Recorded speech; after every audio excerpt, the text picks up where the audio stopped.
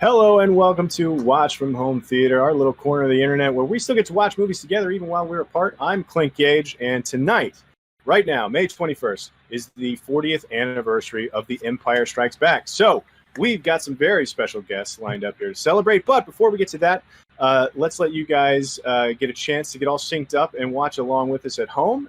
We do have some clips that will be sprinkled throughout the stream right here tonight, but we don't have the whole movie. So get your copies of Empire Strikes Back all queued up to the very beginning. All zeros on the time code right before the 20th Century Fox logo plays. The movie is also, of course, available on Disney Plus to stream. And if you don't have a Disney Plus account, there is a link in the description to get yourself signed up for a 14-day free trial if you want to get all synced up with us there. So you guys go do that. That's enough business out of me to start with. Let's get to our guests. First off, from IGN, it's Brian Altano. How you doing, man? I'm doing very well. Very excited for this movie and very excited for the people I'm watching this movie with. Tonight is going to be awesome, and I love Star Wars. Let's do it. Absolutely. Let's do it. So the really special guests that we have, Rahul Kohli and Sam Witwer. Guys, how you doing? Doing all right. Yeah, good. Either way, you guys are here. How you doing? I'm starstruck. Yeah, so am I. I can't believe it's Rahul. I saved this intentionally just to embarrass Sam, but like I was doing a Clone Wars rewatch, and during the Savage Press stuff, and I honestly, dude, it intimidated me as an actor. I was like, I kept saying out loud, I was like, Sam he's killing this. Like it was Shakespearean, man, and I wanted just to embarrass you right there and then. But no, honestly, you're Star Wars royalty, bro. Oh, that's very nice of you to say. That's very nice of you to say. You know, me and Rahul, we paint Star Wars Legion because of each other. Yeah, you guys are responsible for dropping a lot of cash on Star Wars stuff. You guys are enablers, basically. Yeah, we push it for sure. Yeah. I mean, Sam got me in the hole. He recommended to buy some lightsaber hilts, which they take about 6-7 months to build, custom ones, but they're absolutely gorgeous. They are little collectibles. But yeah, and then I was building model kits, Bandai Star Wars model kits. As was I. Totally unrelated. Yeah. You were doing you showed me your workspace, and I'm like, oh, I have one. I have a less organized workspace where I'm working on exactly the same models and getting the paint schemes right and trying to figure out for sure. What was the Packwill blue gray that they used in the TIE fighters back in the day and all that stuff. Yeah, haze gray to me, on a TIE fighter. I found one that's a pretty good match too. I actually ran it past a guy named Fawn Davis, who's an ex-ILM guy. I'm like, is this close? And he's like, well, look at the TIE fighter over there. I'm like, is that real? He's like, that's painted with the real paint. I'm like, oh, and so I'm comparing. Oh, nice. Well, I didn't know about real TIE fighter over there. Yeah, I didn't know about the miniature world. I've been building model kits for years, but I never got into miniatures, and it was Sam doing Legion and the tutorials with Sorestro and stuff. Like, damn, man, it's I'm in the hole hard. My entire kitchen, the top row, which I would reserve for like pots and pans, is unmade kits. Someone said to me, they're like, okay, so if you get a pack of these, I don't know, minis of clone troopers or whatever, they're like, I'm like, yeah, they're a little expensive. They're like, yeah, but how long do you take to paint them? I'm like, well, like weeks. They're like, okay, you just paid that much money for weeks of entertainment. I'm like, oh, cool. That's true. You're justifying my addiction. But it's not usually weeks. It's more like weeks. Like shading armor and just messing it up. I really got to get done with this. Yeah, for sure. Well, cool. I mean, we're here tonight. Obviously, we're watching The Empire Strikes Back, celebrating the 40th anniversary. But first question, and Sam, we can start with you. What's your first memory of watching Empire Strikes Back? It's hard. I mean, do you remember not knowing Empire Strikes Back? I vaguely do. I know that because they were re-releasing Star Wars a lot in the theater when I was a kid. I'm aware of, I think, watching Empire maybe for the first time in my basement on an old wood paneled VCR because we had a bootleg. So yeah, I think that's how I first saw The Empire Strikes Bootleg VHS. Nice. That's right. Well, the VHS was legit. The tape was bootleg. Sure. Sure. Yeah. Because they would do, you know what, they would take this video technology and they would prop a video camera up in a theater, and it had to be tethered to a VCR, and it was a big cumbersome thing. So that was an inside job. Whoever did that was, connected to the theaters and, probably guilty to this day. Yeah, if you bootlegged a movie back then, you were good at it. Like that took effort. You had to sneak like one of those over the shoulder boombox cameras in there, like Ocean's 11 style heist. Yes. Yeah. You put a trench coat and a hat on it. Not to mention that the VCRs themselves were loud. When you hit the power button, they went brick it. You're like, okay, there's a VCR in this theater. Anyway, what about you, Rahul? My first with Empire or Star Wars in general. Either one. It was my 11th birthday or 10th birthday, and my dad asked me what I wanted, and the special editions had come out on VHS, and I'd never seen them before. And but I knew of the games, and my cousin played like X-Wing versus TIE Fighter and stuff like that, so I knew the world. But I was like, I don't know, and I worshipped my cousin, so I was like, I'll get those. And I got home from school and I put A New Hope in, and then Empire went straight afterwards. You were 11.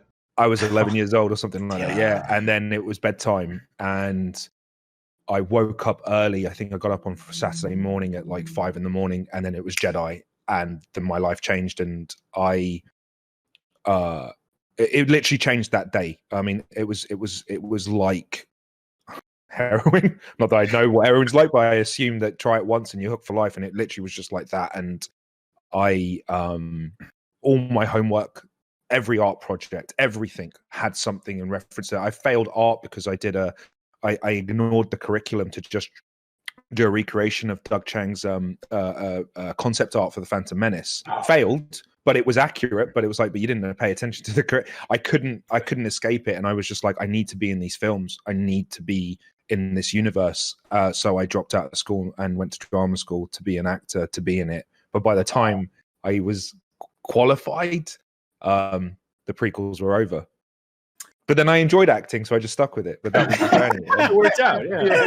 I just stayed. But I did some stupid shit, man. I broke into Ealing Studios at 14 with a handwritten letter to George Lucas because they were doing pickups for clones, just to ask for a walk-on role. And I got caught, and I was escorted off security. And so that's been my journey with Star Wars. It's all been leading to that. I got to sorry, I'll keep this story very, very short, but it's kind of like what you're talking about. I remember I went to drama school and was there for 2 years before they asked me to leave. So I accepted. But you do that, you're like, okay, I've been kicked out. Because the Juilliard school has cuts. They had at the time. They don't do this anymore. But I think they decided that it's not the most productive way to get a student to do well is be like, okay, I need you to relax. Okay, I'm relaxing. Relax. Hey, if you don't relax, we're going to kick you out. So I need you to relax. It was that kind of thing. So anyway, I was back home and, failed at this dream of maybe becoming an actor. Didn't quite know I wanted to be an actor. And then went to this movie, Phantom Menace, down the street. Saw midnight screening of Phantom Menace. And then the next day was the opening night. So everyone was there. And there was just one dude. And I remember looking at this dude. I'm like, he looks so familiar. My friends were like, he looks familiar. Oh, dude, that's Ray Park. That's Darth Maul. And I remember we went up and talked to him because he was promoting Phantom Menace in Skokie, Illinois. And I remember thinking, God, I'll never, ever be as cool as this guy. I'll never, I just got kicked out of Juilliard. So I'll never, ever, I don't know how this guy got into a Star Wars movie. And it's too bad this will never, ever happen to me. But I love the fact that this happened to this guy, and this is so cool, and he's so nice to us, and this is great. This is a great night.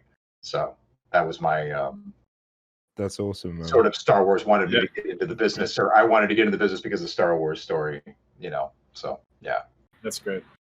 Well, let's just get into this movie then. Let's do it. Oh yeah, just this little movie. Just this little movie, Empire Strikes Back, Star Wars Part 2. All right, so we're gonna get into it, and here's your last chance at home to get yourself synced up if you need to get your movie ready to go. In the meantime, be sure wherever you're watching this to leave your questions and comments for us in the comment section on YouTube or wherever you happen to be watching the stream. We got folks watching all of the platforms and pulling questions for us, so we'll get to as many of them as we can in the stream as we go. But if you guys are ready, should we everybody hover your cursors over the play buttons, and 3, 2, 1, play. Do it. Do it. Traditional first question I ask every time we do one of these. What's your favorite studio logo? Try I think I have to say Netflix because I'm sort of still with them. Well, it's got that. It's a dun-dun. I have to say it. Yeah. For the longest time, I thought the Fox logo was just part of Star Wars. I cut Sam off there. He's right. TriStar. I think of Ghostbusters and yeah.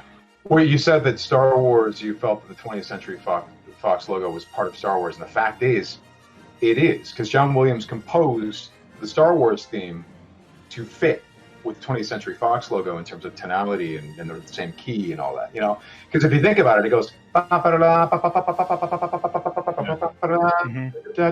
reaching up, reaching up,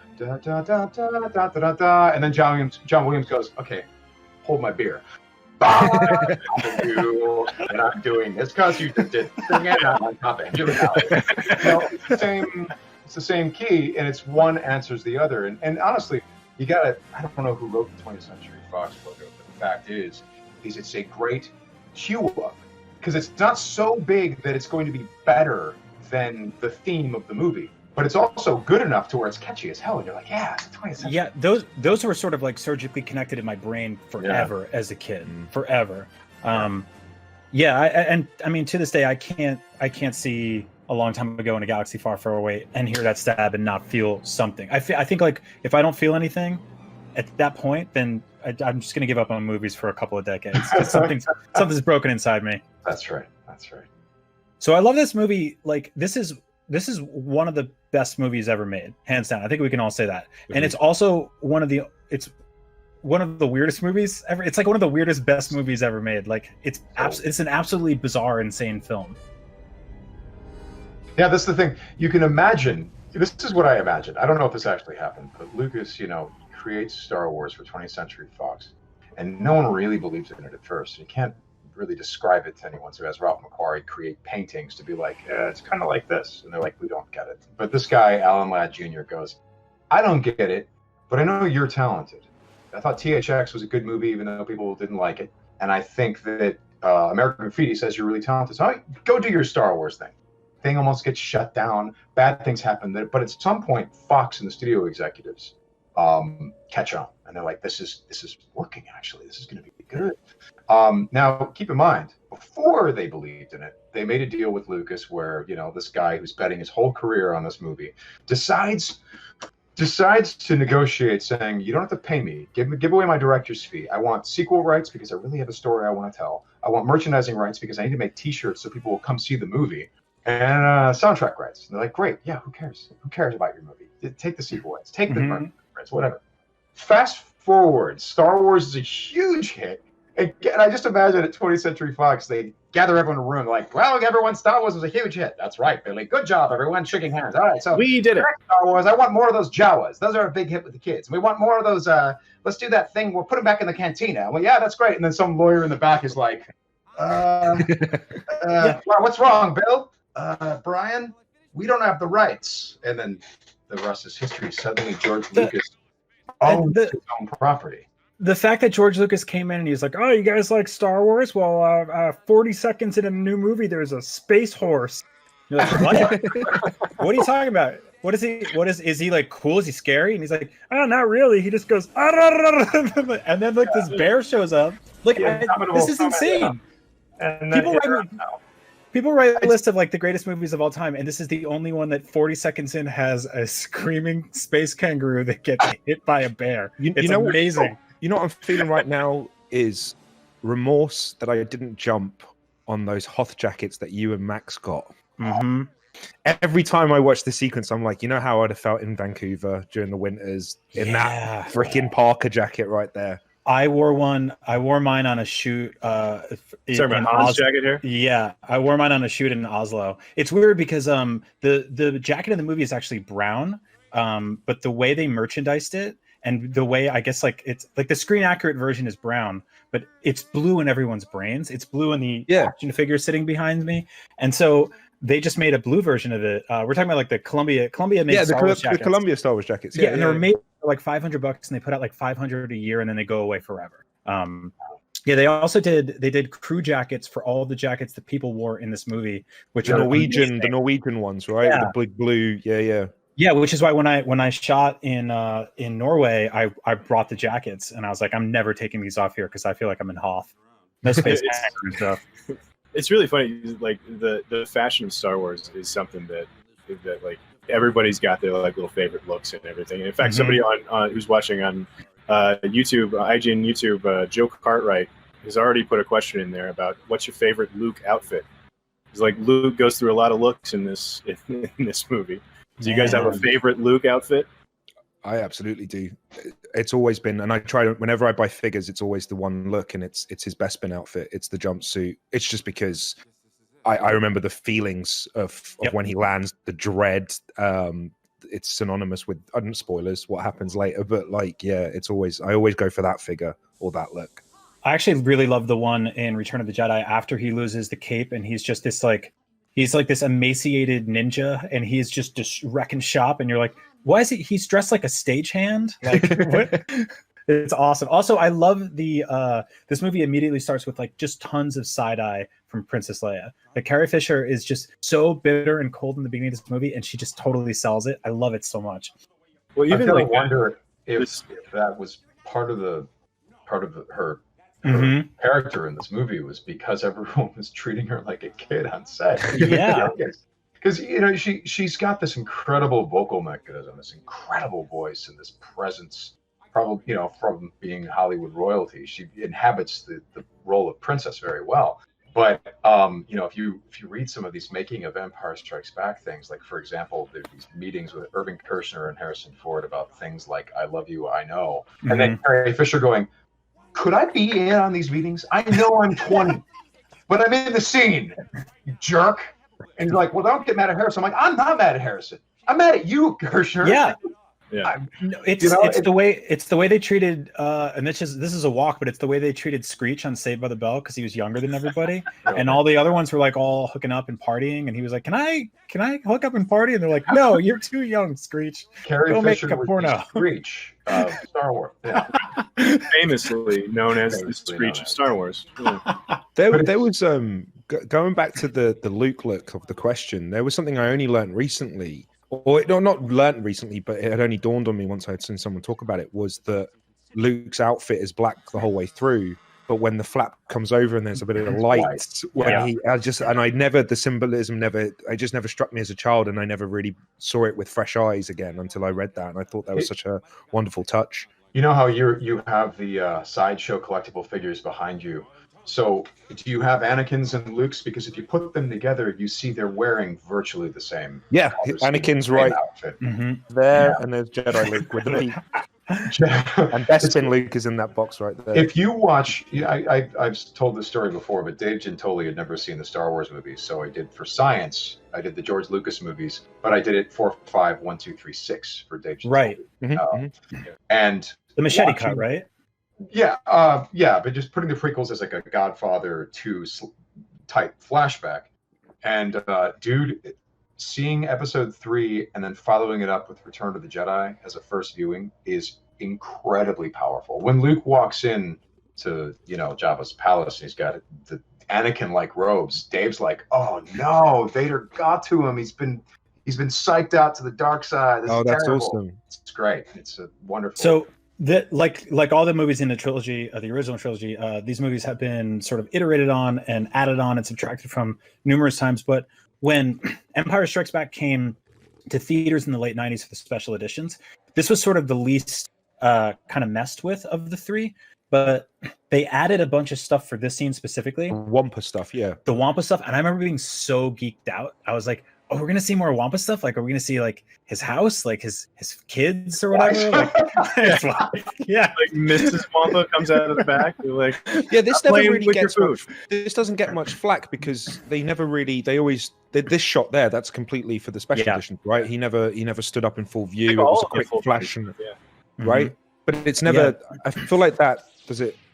It's not controversial to say. No. I like it. Yeah, because I think it sort of just adds to the story. They didn't really. There's no like Greedo shoots first of this movie. There's no like Sarlacc pit with a mouth. Well, the Emperor stuff was tinkered with forever, right? I mean, that was the mess from the beginning. We'll get to there when that scene comes up. Yeah, that's an interesting evolution. But like, yeah, from what I understand, the Wampa, like, it was kind of a Jaws situation where like the costume and everything just didn't work quite right. It was clumsy and it looked bad.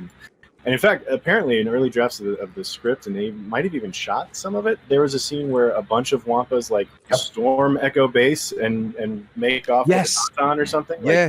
Some of these deleted scenes, they have them on the disc sets. It's amazing. You know what's funny? I think I might have shot a Wampa in Shadows of the Empire before I saw Empire Strikes Back. So like I think I might have messed up my ordering when I done Star Wars stuff versus like knowing it. By the way, this scene right here, notice there's no real music here. And there was so much music composed for the beginning of this whole movie, the Hoth sequences and stuff like that. And you can hear it on the soundtrack. So the music is incredible. And it really gives a lot of drive and intensity to these moments with Luke suffering and R2 worrying and all this stuff. But I'll tell you, when you take all the music out, Hoth becomes the coldest planet, the coldest place that you could ever imagine, because suddenly you're not watching a movie. Suddenly you're out there with them and there's nothing that's telling you you're in a movie. You're just dying. Not to mention the fact that all of this scenery, all of this is teaching us that after Star Wars, 3 years after Star Wars, the Empire has cracked down so hard that the rebellion is dying. They never have to say that. They never have to say we're in big trouble. No, you just look where they're hiding. You know, we learn everything about how they're doing and you know how serious the Empire is now taking this rebellion. You know? It starts with the opening crawl too, right? I mean, the opening crawl started with its dark times for the rebellion. This is how moonshiners operate. They're basically just like in the middle of nowhere, and that's what I love about it's that desolation. You don't really get that in a lot of other Star Wars movies. And in terms of ice planets, Hoth's always my favorite one because it's the one that's the most populated with just like bizarre, insane creatures, and you don't really get that in there's an ice planet in Force Awakens. There's one in Solo, but this one has bears and space kangaroos running around, and it's otherwise completely desolate and scary. Feels like wilderness. It's ice wilderness, right? They're out here on the edge of this thing, and it's a solid. I mean, in rewatching this movie too, and we can talk more about it as we go, but it's a solid 40 minutes into this movie before there's really even a break, in a weird way, because even like the quieter moments here, like these are moments where we're legitimately concerned about the main characters, or like it's a walk and talk in a hallway, but it's a really tense kind of like dramatic talk between. So like, there's nothing, there's no break. Like this is rough living for the rebellion. Now notice that as Luke matures in his understanding of the Force, because him pulling that lightsaber, that's the first time we saw telekinesis. This is the first time Luke has actually demonstrated that ability. 3 years after he was with Ben. And the more mature he gets in the Force, the clearer the image of Ben Kenobi is, even in this movie. Right now, he's in the first film, he was a voice. Now he's a wispy form, right? By the time that he's done his training on Dagobah, he's a lot more solid. And then by the time they get to Return of the Jedi, he's virtually there walking through and You've done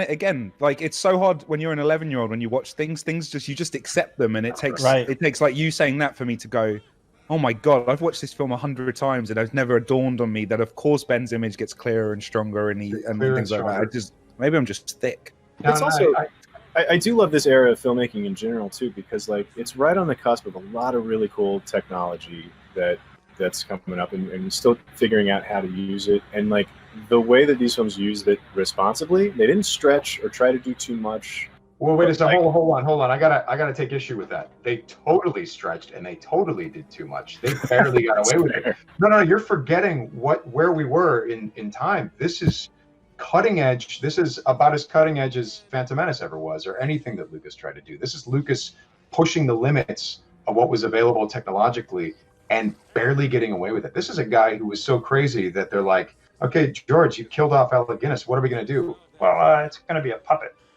Can you imagine if you're one of his producers going, he's lost it? Well, now we don't have the I was even thinking about in terms of like him like making things work thematically with what you have available too. Like the idea that like he gets more formative. Obi-Wan gets more like tangible as it moves along. Like anyway.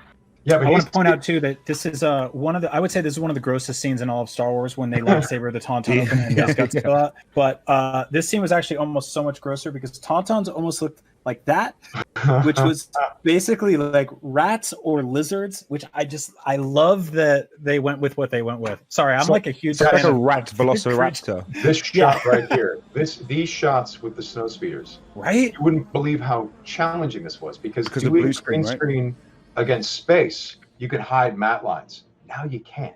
And in early versions of this, I mean, they fixed this largely for the special edition, but in early versions, especially the ones we saw in the theater, they made the cockpit canopies partially transparent. Yeah. Because if they dimmed they made it a little transparent, it also meant that the harsh matte lines also became a little transparent, and it hid that. Otherwise, we would have had these blocky matte lines making this look like crap. And again, this is one of the things where George is like, hey, we're going to do more space shots, right? Oh, yeah, sure. Also, snow. And you can imagine the people at Island going, oh, my, how are we going to learn how to do this? Oh, and we're going to have tracking shots with stop motion.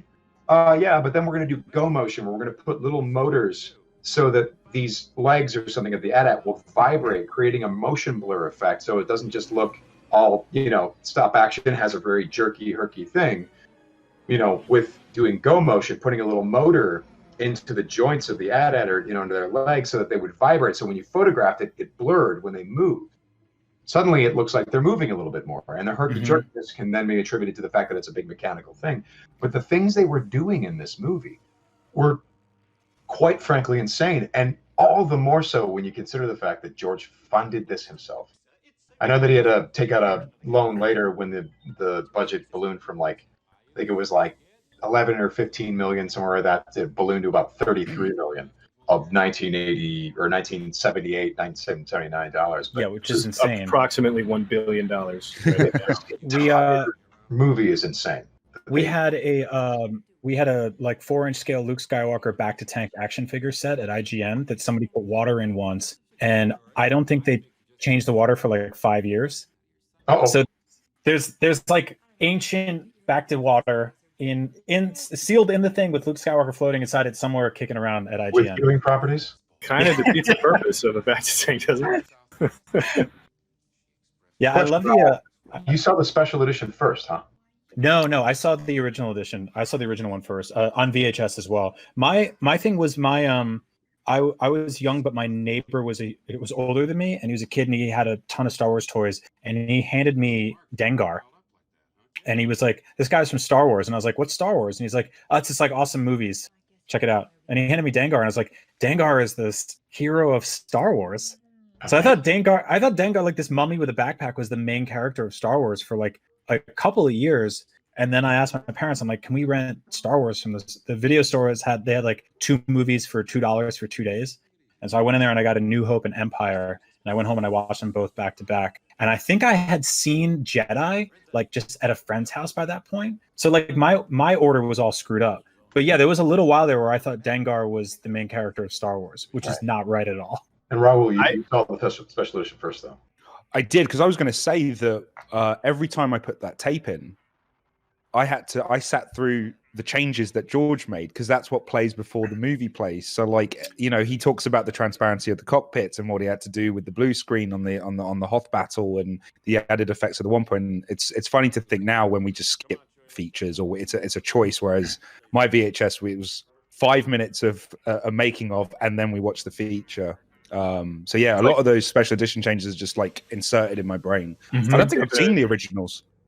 taping a movie off of TV. Oh, wow. The commercials, The that commercials were stick in with it. part of Absolutely. it. Yeah. yeah. Yeah, But yeah, I haven't seen the original. Someone sent me some links of people who have done restoration projects on originals, and I for sure saw Return of the Jedi first. Like that was as soon as I got old enough to watch a Star Wars movie, Return of the Jedi was the one my parents thought I could watch. So like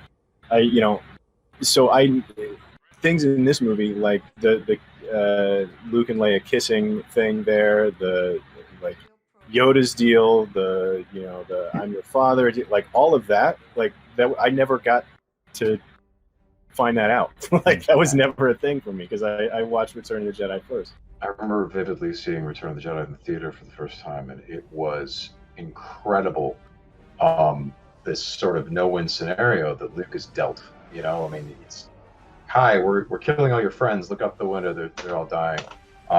It makes you want to fight me, doesn't it? Luke's like, yeah. It's like, yeah. And then if you do, you're going to turn to the dark side and be like him, because that's what he did. I'm like, oh, well, then you can't fight. You can't save the friend. And there's 2 against 1. None of this is fair. How this is not fair? As a kid, you're like, no fair. How's he gonna win this? And his solution is kind of amazing and defines the entirety of Star Wars. The cinematography back there is just phenomenal. That shot of Darth Vader with his head to the back of his head to the camera, and he's just kind of like overseeing this fleet. Like he's almost like this proud father. Like it's so awesome. And then this interior right here is so cool. The sequence coming up, the Battle of Hoth, was, and Raul, this has created some of the greatest like video game. I disconnected for a bit. I have no idea what just happened for like I was gone for about 60 deal seconds. with me. I was trying to figure out what happened. Yeah. But I guess Sam's vanished. He's Force Ghost. Yeah, we disappeared and he took off. Oh, sorry, Brian. What were you saying? I was saying the Battle of Hoth that we're about to see now was the inspiration of like some of my favorite video game moments, and it's been iterated on so many times. Like you mentioned, Shadows of the Empire. That's like Rogue a third-person action game, but it starts with that Rogue Squadron. Yeah. And it was, and I played it recently, man. Still with you guys. The mechanics to trip up to the tow cables around the AT-AT. Yeah, I say AT-AT. I do too. Yeah, because it makes sense. Because I knew what an AT-ST was, and I just felt like I don't call it an ATST. So I would. So they both. It should be. Yeah. Anyway, well, that's a whole nother conversation. But yeah, like I remember it was just punishing as a kid. I couldn't get past that. My brain couldn't get past the way you had to like maneuver around and the camera angle change. But then like Rogue Squadron on the N64. Oh my god! One of my favorite games ever, and then obviously on the GameCube. And how many times have we done this? Battlefront. Yeah, we actually, I think we did a piece once that just sort of like we did a video just like of, and other people have done it too, of just like every time the Battle of Hoth's been done in the video game. Yeah, right down to like the original Star Wars Empire Strikes Back arcade game where it's like basically just like wireframe. Like it's been done so many times, and it's so cool every single time. I always love it. I was going to ask Sam, did you guys have I played both Force Unleashed games, but did you guys ever visit Hoth on any of those games? You guys didn't, right? I know you did Kashyyyk. I remember Kashyyyk really well. There was a DLC for, I think it was Force Unleashed 1, which was it went off the dark side ending, that if Starkiller had turned dark and he attacks Hoth. Wow. So Nice. That's a good time.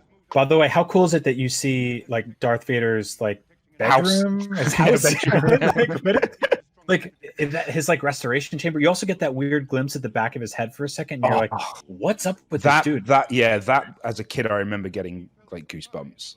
Just the back of the head, just real quick, like, ooh, what the hell is that? Yeah, like who is he? I do remember being super disappointed when he did the full reveal in Return of the Jedi. Yeah, I don't know why. like, guys, really quick, I want you to watch the technician in the background. This is the best background actor in all of Star Wars. And I'm saying with no irony, the guy in the background, the technician, keep an eye on him.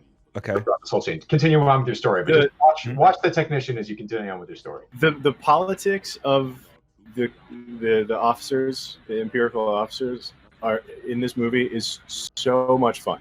Here, watch the technician. Watch the technician. Oh. What's that over there? Also, Sam, it's kind of like what you pointed out earlier about like this is the movie where you see Luke do the pull, the lightsaber. This is also where you see Vader force choke a dude over Skype, basically. Like he's like, I don't think he could do it in the room, but we never yeah. Skype. And so you start to go like, well, how far do the powers work? You know? Yeah. Well, what's great about this movie that I think is wonderful is George is clearly someone that believes in education. He's a guy who believes in anything worthwhile requires a great deal of work. And if this happens 3 years after Luke trained with Ben on however long the voyage between Tatooine and Alderaan was, whether it was a few hours, a few days on the Millennium Falcon, but Luke was training with Ben for however long that was, and it was enough for him to use the Force and make one great shot. Right, it's pretty much all he does in the first movie is he shoots down like a TIE fighter, and he makes one great shot. Right. And he helps save. He does the blind remote thing for a little bit, just that tiny flurry where he does it for the ball fighting. Yeah. So 3 years now he's been trying to teach himself the Force, and he's learned to weakly get the lightsaber into his. He can barely do it, but he can do it. And I find that especially in the context of the prequels, where they're doing all kinds of crazy stuff and doing, the fact that Luke can now do this one little thing that the Jedi can do badly, but he can do it, is kind of a thrilling thing. And also, speaking of Luke's progression, this moment, feeling all right, sir? They're like, no, Dad, I feel like I could take out the whole Empire myself, which is the old Luke Skywalker from the previous movie. Luke's co-pilot is him from the last movie. You can see him. I know what you mean. He's seen the war now a little bit. He's becoming. He's not quite a man yet, but he's on his way to adulthood, and he's seen some things. Yeah, and this movie throws him right into it. The scene just prior to this, where Leia was giving all the orders out. Her development too was really great. Also, when you see these things for the first time you see the AT-ATs, it's just like that is like we saw them fight the Death Star, but in A New Hope, you don't really get that sense of scale in that same way.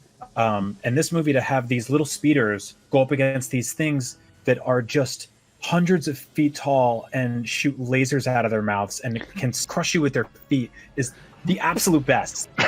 You also do see the AT-ST in this, right? There is a few shots of them here. There's a little guy in the background in one of these shots. The design of the Alliance airspeeders, I love it, because if you look at it, it actually has a very sleek look, and then it looks like they bolted the guns on.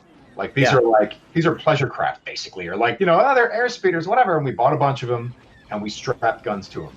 Good luck. You know what I mean? Like that's because the smooth lines of the speeder are interrupted by the guns and the supports for the guns. It's really awesome, the storytelling through design.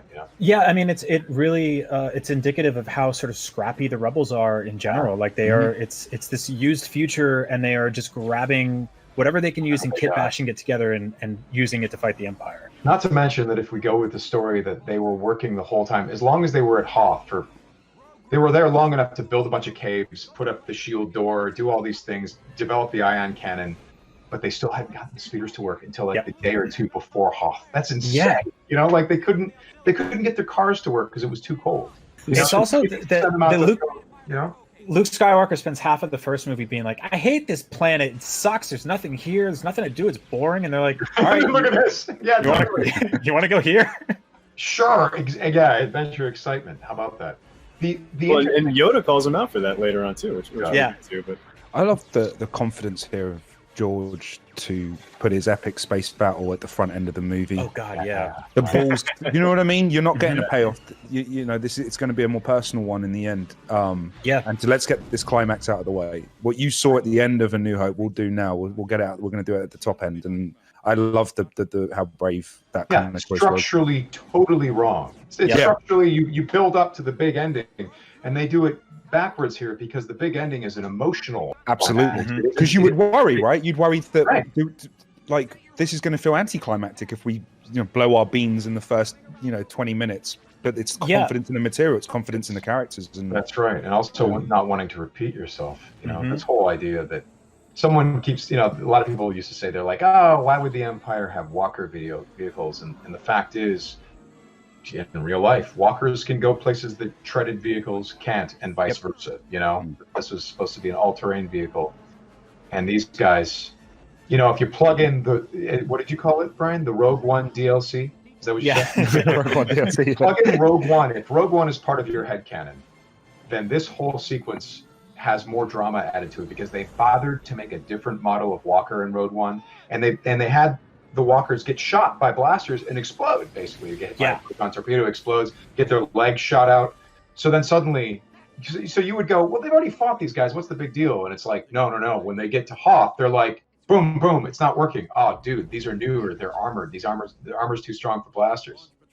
What I love too is, I mean, you guys are sort of talking about the parallels of the first two movies. I love that in the first movie, the rebels invade on the Empire and they're on their turf and they wreck shop. And with they're scrappy, they got a few little ships. But here, they get invaded upon, and there's no safety there. They're going up against things like every scene from here on out on Hoth, you basically see their space station crumbling. There's dust and snow falling from the ceiling. There's men in the trenches. It's like much scrappier. It's much grittier.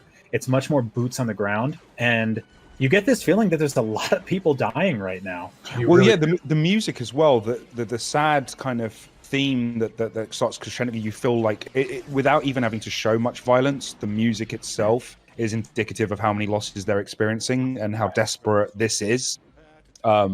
It's I also again, this is a solid 26, 27 minutes, something like that into this movie right now. It's wild. It's just it's wild. You can't feel more for these guys because it's like they're already on their heels and then now they're dealing with this. Well, now you also are subtly building in character moments. You have moments where you're now watching that Luke Skywalker is rogue leader. You know, he's gained in esteem from the rebel pilots. You have Han and Leia, who couldn't be more different in these scenes. Leia's literally commanding the troops, saying the ion cannon will do this. You fly through here. We'll send the troops here to buy you time. We'll do this. She's in her element. She's General Leia again. I don't know if she's general actually in this, but she's commanding the troops. Mm-hmm. You have Han Solo, who can't get his car started. And he's just like, Chewie, no. This one goes there, that one goes there. And you can see I don't know if you've seen conflict that Leia, you know, in this situation, Han Solo, being a selfish jerk, doesn't quite understand what Leia's doing. He's like, we have to go. And she's like, no, we have to buy time. And he's like, damn it, we have to go. But then Leia doesn't understand Han's value because for the rest of the movie, the only thing that keeps them alive is Han Solo putting bubblegum and fixing, this and doing that and having all these thinking outside the box and hiding and No, there's he has his time to shine. This scene right here where he finally gets through to her and it's like, that's enough. Like, we gotta go. All right, you've done your job. Let's go. Han Solo spends a significant portion of these movies being pretty bad at Star Wars. Like he's not. That's kind of what's awesome about him. You know, what happens he kind of fumbles into it. Rescue the princess. When they rescue the princess, she's like, "You didn't have a plan for getting out," and he's the brain, sweetheart, and all this stuff.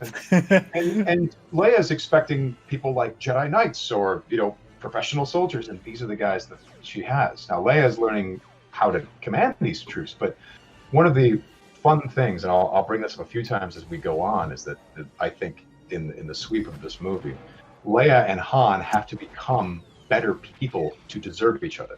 Yep. Han needs to learn how to not be so selfish and myopic and just thinking about himself and his survival. And Leia needs to learn how to be a better leader and to appreciate the different values of her troops, including Han, being like, okay, I've been hard on you and Luke, and I'm kind of a jerk. And Han's like, yeah, and I'm actually a selfish jerk. And we both have to improve on these things and appreciate what each other bring to the table, or no one survives. Right. It's a wonderful story for that. Watching it was always my favorite little bit of this sequence is Luke harpooning his way up to the belly of the AT-AT there, taking it single-handedly. That's the first time. No, that's the second time now. We've seen him wield his lightsaber properly because A New Hope, it was just with a remote, and it's also bluer now, right? It was like white. I feel like it was almost white in A New Hope, and I've done corrections now. Yeah. But the interesting thing about this movie too, as like a big toy nerd, is that the first movie obviously sold 1 billion toys, and George Lucas gets a lot of like, you know, crap from people for making characters just to sell toys. This movie is incredibly toyetic in the first 30 minutes or so, but after that, not so much. Like, it's not really. It doesn't introduce like thousands of background characters. It doesn't have a cantina, except the bounty hunter line. Yes, which I had all their toys. Which just, you know, I think everyone's imaginations ran wild about who these guys are from Folo, especially Dengar. Dengar, exactly, the hero of Star Wars. He's the main character. Absolutely. Yeah, but I feel like everyone gravitated towards one. Everyone picked one. Yeah. And they kind of fell in love with.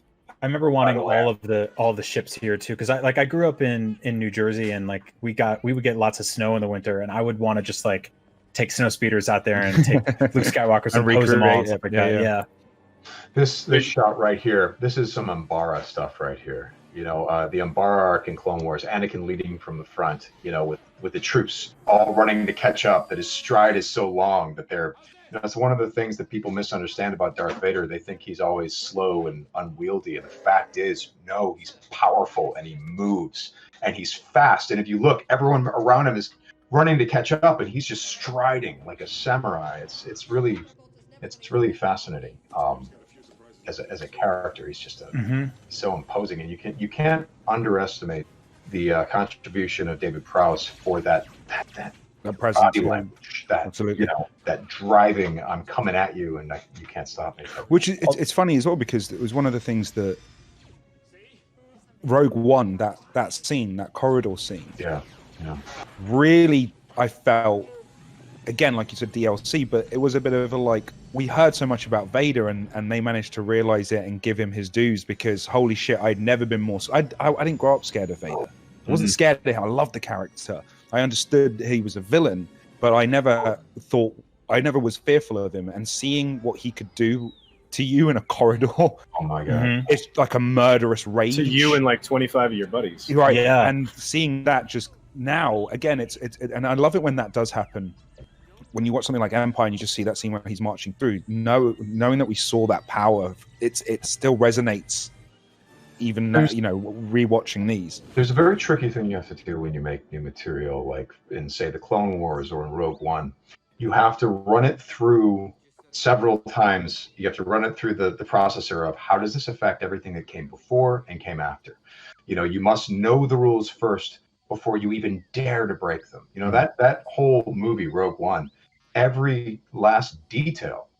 For example, how they even pushed one Star Destroyer into the other. If you watch the battle, they set it up. They blow up the shield generators. The shields are weak. Then the Y-Wings come in and torpedo them with Magpulse torpedoes, which if you play TIE Fighter, you know that those things disable a ship, but only for about 3 minutes. And then you got 3 minutes. Oh, you got a Hammerhead Corvette, you know, that Leia stole from someone in Star Wars Rebels, and you could push it. It was a one-time thing. And I like the fact that they made it such a pain in the ass, everything that they succeeded at. Because what that means is, well, this is why in all the movies you don't see Hammerhead Corvettes. Absolutely. Star Destroyers. It happened this one time. The circumstances were right for it to happen one time. Vader, same thing. You need to know exactly what his capabilities are, but you have to understand what's too much, where to pull back. When you're doing something, makes something cooler from another movie or diminishes it. I mean, because now you could watch this and argue, why don't you just light speed through the Star Destroyer or the right? And that's when you don't. That's what you don't want to happen. Exactly. That's tricky. That shot of the interlocking Star Destroyers right there, like the sort of and like shield grading against each other. Yeah, it's so good. I always forget about how formidable that is. And it's also a really cool the interior shot where everybody's falling over, but the camera's static. Like the camera doesn't wobble or anything like that. Yeah, like it was just kind of a really interesting way to. I love that. Shoot. By the way, the acrobatics of the spaceships in this are so far above what they were doing just in the 3 years earlier. Yeah. I mean, it's insane what they were able to accomplish. I mean, these things are doing acrobatics through air. I mean, so this must have absolutely destroyed audiences' expectation for what you could do with it. I mean, yeah, just incredible. And look how you also create tension and conflict with the Millennium Falcon just not working. Not working. and it not tiring. That device just not tiring. Like the fact that there's this chaos while you have this, you got these big action sequences, but really it just comes down to acting and a couple of people speaking with pace and trying to get this and move this and coordinate all of that to make, and it's fantastic. Well, there's a line that Han says right as he gets back into the cockpit. He's like, "We're in an asteroid field," and he says something like, "Oh yeah, of course we are." Like he's got this exhausted, like, what next kind of interview. They quantified that terror that you have, or that stress you have when you're on like a road trip with your friends and there's a flat tire or you're running low on gas, and they just amped it up to like insane levels. They're like, well, there's cops chasing you, and there's like and escalating it from and the genius behind it, Han Solo like on top of the Millennium Falcon with the screwdriver, back on Hoth, to where we're at now. The story is his car won't work. I mean, that's basically the story. Exactly, and that's the genius of that, is that it makes something so unrelatable so relatable. Just like that. If you saw your old man, you saw your mum or your dad, something's not working. Like even as a kid, you understand when shit's broken. And when it's not, you know what I mean? And anyone can just understand. And what I love is also they not only broke the Millennium Falcon, but the Millennium Falcon at this point is a legendary vehicle. Everyone loved it from Star Wars. But they also took one of the most iconic shots of movie history now, the jump to light speed. And they're saying, it's going to happen. It didn't happen. No, that sound effect of the sort of whimpering kind of sound. The burnout.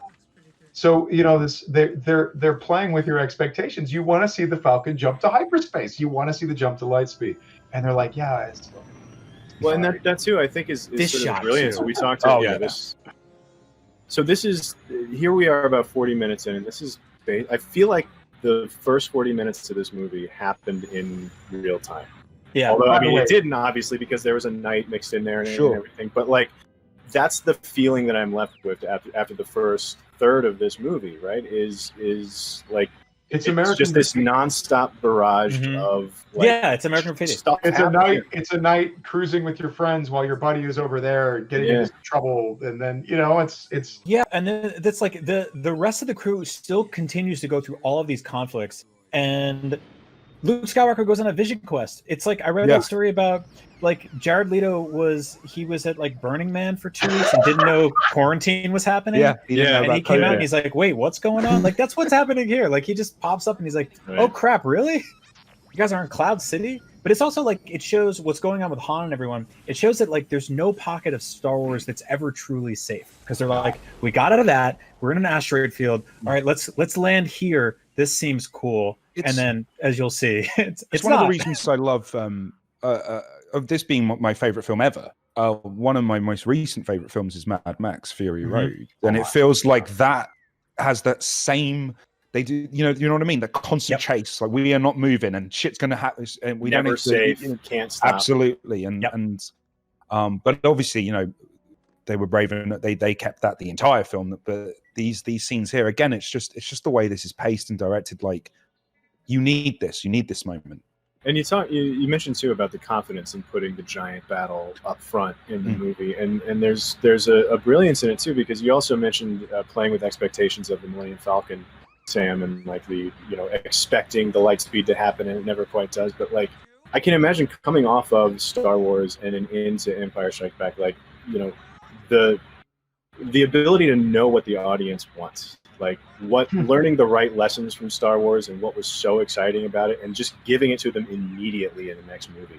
I think is so cool. You're completely right. That's exactly what I love about this movie specifically too, and it also takes that and turns it on its head. Like for a long time as a kid, I associated Star Wars with like it's cool, it's awesome, it's like fun, it's funny, it's badass. This is the Dagobah sequence is when I started to associate it with words like awe and mystery and wonder and magic, because this is the first time you're like, where are we? Who are we going to see? Like it's foggy, it's mysterious, it's creepy. Like R2 is covered, like this clean robot is now disgusting. Like she's in toilet water. Like I mean, it's and also can we I remember having a conversation with someone who was saying that they didn't quite like Mark Hamill in Star Wars. Get out of here. I know. To which I responded, I said, listen, taste aside, let me ask you a question. The point of view character of any movie is a very important character, right? Harry Potter, Frodo, any of these characters. Their job is to parse the world for the audience, to make the world understandable for the audience, that we see through their eyes. Is there ever a moment where you look at Luke Skywalker and don't understand not only kind of what's happening around you and how to feel about it, but also what's happening with Luke? Yep. There is never one moment of vagueness, one moment that's not quite clear, that should have been shaded in better. No, he nails it. He takes you on this whole journey step by step. Of this kid who's a nerd, whose friends don't think he's cool, to this guy who goes through all this stuff and hangs out in a swamp with an old dude, and then becomes an adult. Yeah. You see strength, you see wonder, you see leadership, but you also see in his demise in this movie is ultimately cockiness. Hubris. Yeah. Oh, yeah. And Sam, you can attest to this, and it's not a hard concept to understand, but like when it comes to acting, just executing your role.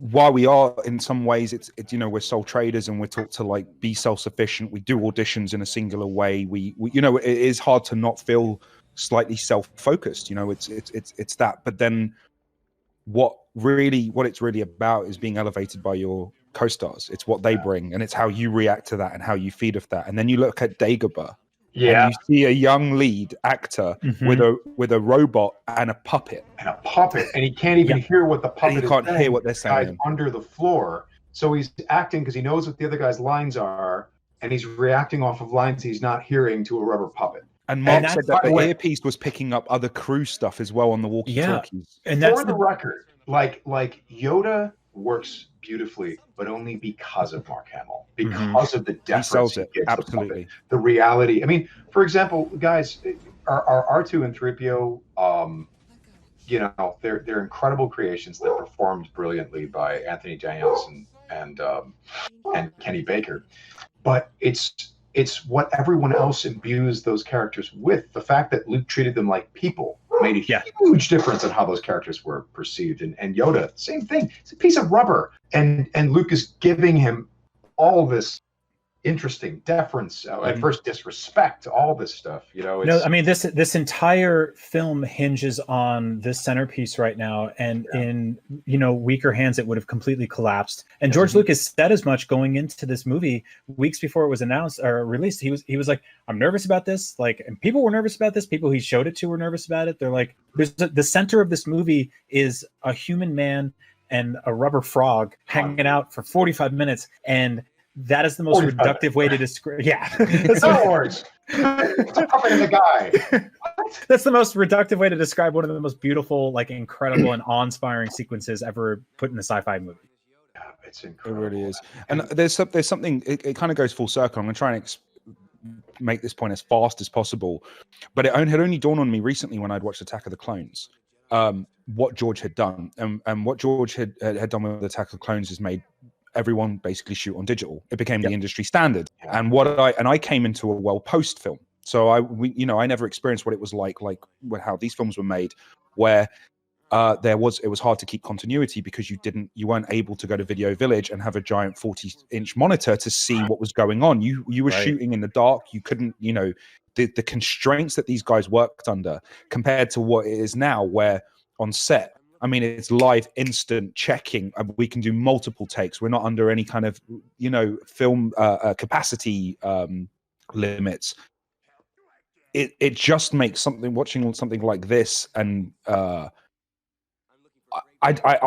don't feel like I could ever I'm just so intimidated by the jobs that they had to do at that time, considering what we do now and how relatively easy it is compared to that. And even considering just this shot right here of Yoda walking towards the camera, how the puppeteers, the stagehands, the AC pulling focus, and doing it all on film, and you don't know if you got it until you develop it later. You're terrifying when you think about it. It really is. In an enclosed sound stage where everything smells bad because you made a swamp in a sound. I mean, we haven't worked quite like this, and it's It's frightening really, to think about it, right? When you like those conditions. Oof. I came into the industry right really as that change was happening. I remember Battlestar required a lot of equipment because of the new digital cameras they were using and stuff like that. But it is interesting to think that, if I'm working on music, or Brian, you're working on music, you're working on technology that first debuted at Skywalker Ranch with, Edit Droid and Digidroid and all this stuff. And digital editing for sound, digital editing for video, digital cameras, all this crazy stuff that George pushed that we now just take for granted, that make our jobs so much easier. Yeah. So we're watching film history being made here that he just kept making throughout all the prequels in terms of how everything was done. It's unbelievable. And to your point earlier, I think in talking about like imbuing these characters, like that shot right there of Yoda, a puppet, just wailing on R2D2, a droid with a stick, and that being like a really funny, well accomplished bit of filmmaking is incredible. Well, the fact that this entire sequence is essentially a bait and switch. Like he's like, I'm here to see this like great Jedi Master, and he's like, I gotta eat your lunch first. And he's like, what are you digging around my bag? Like, you're eating my Lara bar and like messing up my stuff. And I also kind of think it's fun to watch the scene in the context of like Yoda and R2 doing a bit on Luke, since they know each other. Yeah. Like they're like, hey, just play along. Just roll with it. Like, I'm gonna act like a crazy old man. You just play along. I never put that together. You're completely right. Yeah, you're right. Oh my god, that's so funny. Yeah, because I mean, Yoda's basically like, yeah, I'll show you this Jedi Master guy, and it's just like this filthy little frogman with his tattered like rags, and he's just like got this crappy little poop house. Like it's so funny. Well, and I love that R2 could be actually screaming, "That's Yoda," but Luke can't speak his language. No, he needed Rey as a translator. Yeah, she speaks droid. Whenever he talks to R2, there's a little screen on his X-wing that tells him what he's saying. That's right. Yeah. So R2 could be like, "Dude, I can tell you what happens in the prequel." He's like, "Sure, R2." "No, dude." Yeah, he's got to be used to it by now. I think he's probably reached the point where he's just like, I mean, it's Yoda. I can tell you that. Yeah. But I love this. These people don't fundamentally understand each other, and they don't maybe understand that the beautiful thing about this love story is that they have to become better people before they deserve each other. Because Han, while he's a selfish dick, also deep down is a good guy. Leia, because she's a kind of a demoralizing leader, but deep down, you understand why she has a lack of patience for people like Han Solo, because she's been fighting since she's been 14 years old. And she's like, we don't have time for this. We don't do it like this. We do it like this, and she takes her life very seriously, and Han does it in a completely different way. And neither of them quite understand each other, but they seem to understand that they need each other. I really love that. She also really, like, if you think about it, she hasn't had a ton of time to sort of like mourn or internalize the death of her entire home planet. And then she's got this guy just kind of like sauntering in constantly, and she's like, "Can I have a minute to just can I deal with this? Like, can I just grieve for Jimmy Smits for a second?" And then, man, Cool G Rap was one of my favorite like old school rappers of all time. He has a song called Operation CB, which stands for cock block, which I think I can say, and that is C-3PO's entire thing throughout all of the Star Destroyer. Look at that, they lost the Star Destroyer. Yeah, well, and I love how that cut works. We like just in time to cut inside and see the hologram kind of. Yeah. Like that feels like a bit that they could have come up with in the edit almost. Like which to me means that like everybody was having a blast making this movie. Here's something about that moment and Darth Vader, and I think the fundamental misunderstanding people have about villains killing their underlings is this become a cliche at this point. But with Vader, it is a completely mechanical process that has everything to do with efficiency, and it's nothing personal. It's you're messing up. If you mess up again, you're just destroying this operation, and you're going to be pulled out and replaced by something different. Look at what happened to the clones. They were all colorful and individual, and by the time you get to A New Hope, they're all white with black lenses, and that's that. And these two gentlemen, Vader, if you listen to his vocal performance, is losing his humanity as these films go on. In the beginning of A New Hope, it's command, tear the ship apart, you can follow those plans, bring me the passengers, I want them alive. Then after he kills Ben Kenobi, it's This will be a day long remembered. And he brings that into the Empire Strikes Back, and he's very measured. This is a guy who's continually losing his humanity, becoming the machine, working for the machine, thinking everything else is a machine part. That's what he is. He's a mechanical man. And this guy, you know, I love the changes to this scene because there are two men lying to each other who know they're lying to each other. Vader's plan was, I just found out who destroyed the Death Star, and I've got to get him before the Emperor knows, because I'm going to train him and we're going to do something. And then the Emperor goes, hey, I know what you're doing. And Vader's like, what are you talking about? Yeah, it's your son. How could I have a son? Huh? Oh yeah, whatever. We know we're lying to each other. Anyways, you know, like here's a thinly veiled threat, and it's also like having just rewatched all the prequels and the Clone Wars. It must be so liberating for Palpatine to just be able to move that hoodie up just an extra 4 inches. Because in this movie, he's just like, my face, it's free. And in all the Clone Wars, it's like right down there. And that's the he's a Phantom Menace at that. That is the interesting thing too about the scene that we just watched is what was it original? The original the chimpanzee. Empire, it was a chimpanzee and Rick Baker's wife, right? Yeah, with his wife. Yeah. By the way, okay, so you look at Luke here, and again, he's wearing a costume that is halfway between his look in A New Hope and his look of Return of the Jedi. Yeah. And his character is right there in between, not quite an adult yet, but certainly not a kid. And this is a guy who would not have handled the Ewoks well. Look at this guy. Look at the lack of respect, lack of patience, and the hubris that he has. And so true. And ultimately, if this guy had gone to Endor, we lose. We lose. If this Luke goes to Endor, we don't win Star Wars. We lose Star Wars. This guy has to master some things about himself before he can move on and have a resolution. And what I love about the whole Jedi training thing is that it's not about, you know, on a very literal sense, people go, well, how long do you have to train to use the Force to push a thing or do that, or to use the Force to swing a lightsaber or to do a flip? And sure, literally, in theory, you'd have to work at that and train at that to become better and better and better. But really what's happening here is that Lucas is using the training to be a Jedi. Jedi is synonymous with good person. And Luke has to train to become a better person before he can face the biggest challenges in his life.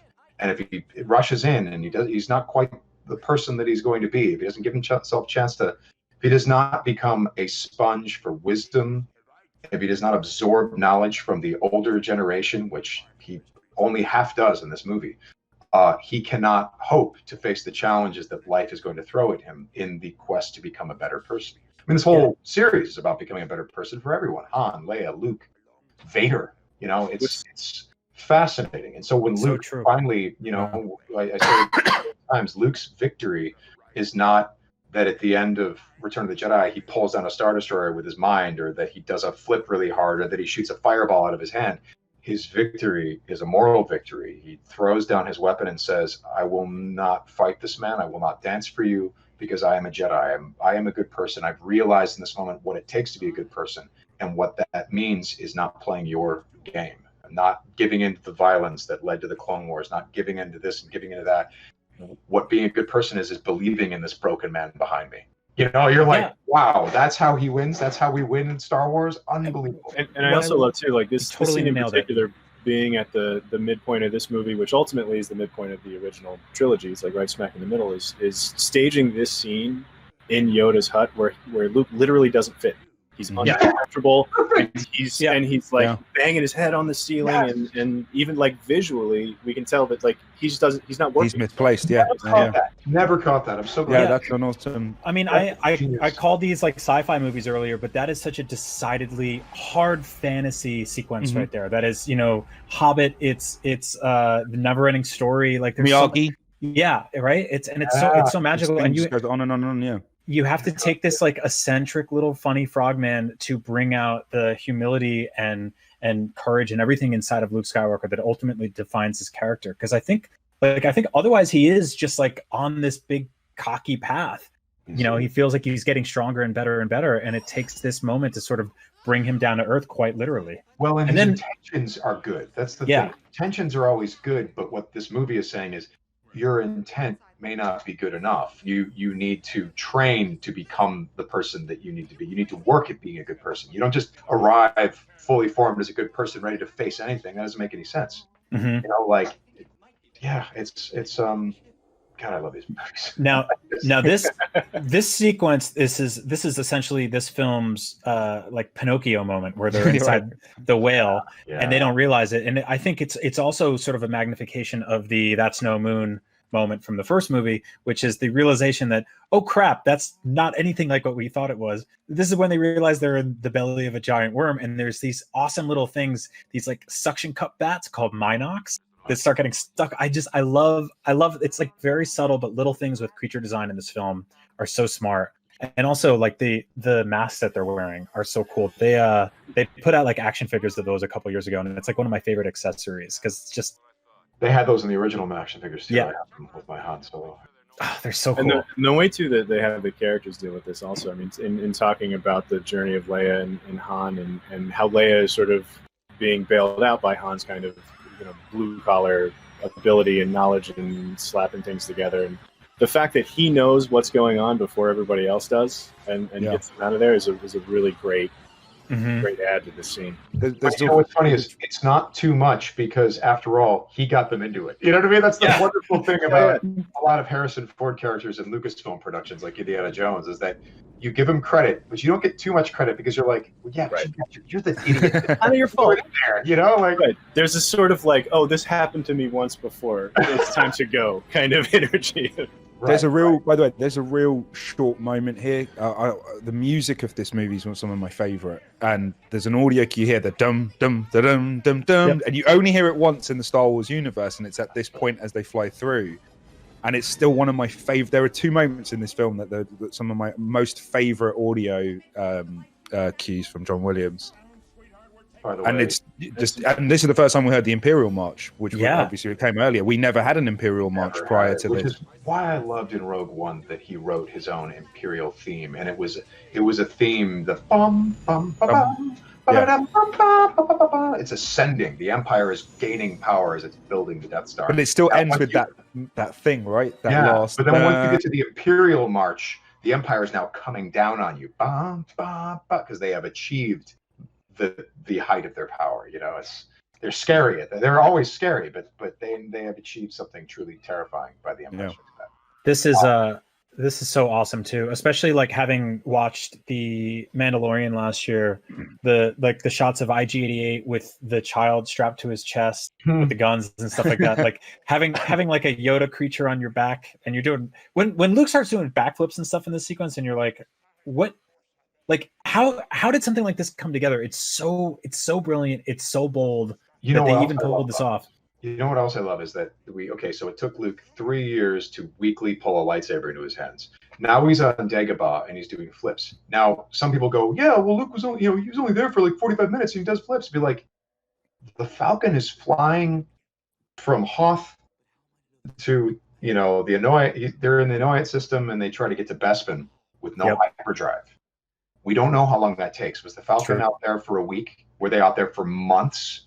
Did it take the Falcon 4 months to reach? I mean, like, that's the wonderful thing about this movie, is it leaves so much to interpretation in terms of how long Luke's training is. Well, yeah, and also what's a day on Dagobah? Right. The answer is... It's like Interstellar. It's like when they land on the planet, they come back and 70 years have passed, but they, you know what I mean? You don't know. And also, Luke's training here is not the same as how they would have trained Jedi at the temple, because the plan here is that Ben and Yoda, there are these two babies. And they go, okay, we got two babies. The Sith don't know about them. We got to hide them. All right. And then we have to disappear and wait for the two babies to become about 20 years old, because the Sith control the galaxy now. There's Darth Vader, there's Sidious. We're so screwed. So we'll hide the babies. You'll watch over them. We'll watch over them, blah, blah. And then when they're about 20, when the time is right, we will get them together. We will train them as fast as we can. So we have 4 Jedi against the Sith and their empire, and then maybe we have a chance with the rebellion. Maybe we can make this work. And then Star Wars is what happens when that plan goes to hell. It gets totally messed up, and the Death Star blows everything up, and the plan goes poorly. But Yoda, I love how this is a guy who... and they start hooking up. Sorry, that also didn't go to plan. the twins start hooking up. Right. Well, yeah, exactly. You guys and Kenobi's like, oh, I meant that was a ghost, and I didn't see that coming. Oh. Also, the other thing about Ben lying about, Vader, it's like, dude, if you're trying to train a kid as a Jedi, and the kid is like, hey, I really want to know everything about my father. Can you tell me about my father? Can you tell my uncle's not telling me about my father? You go, yeah, he's dead.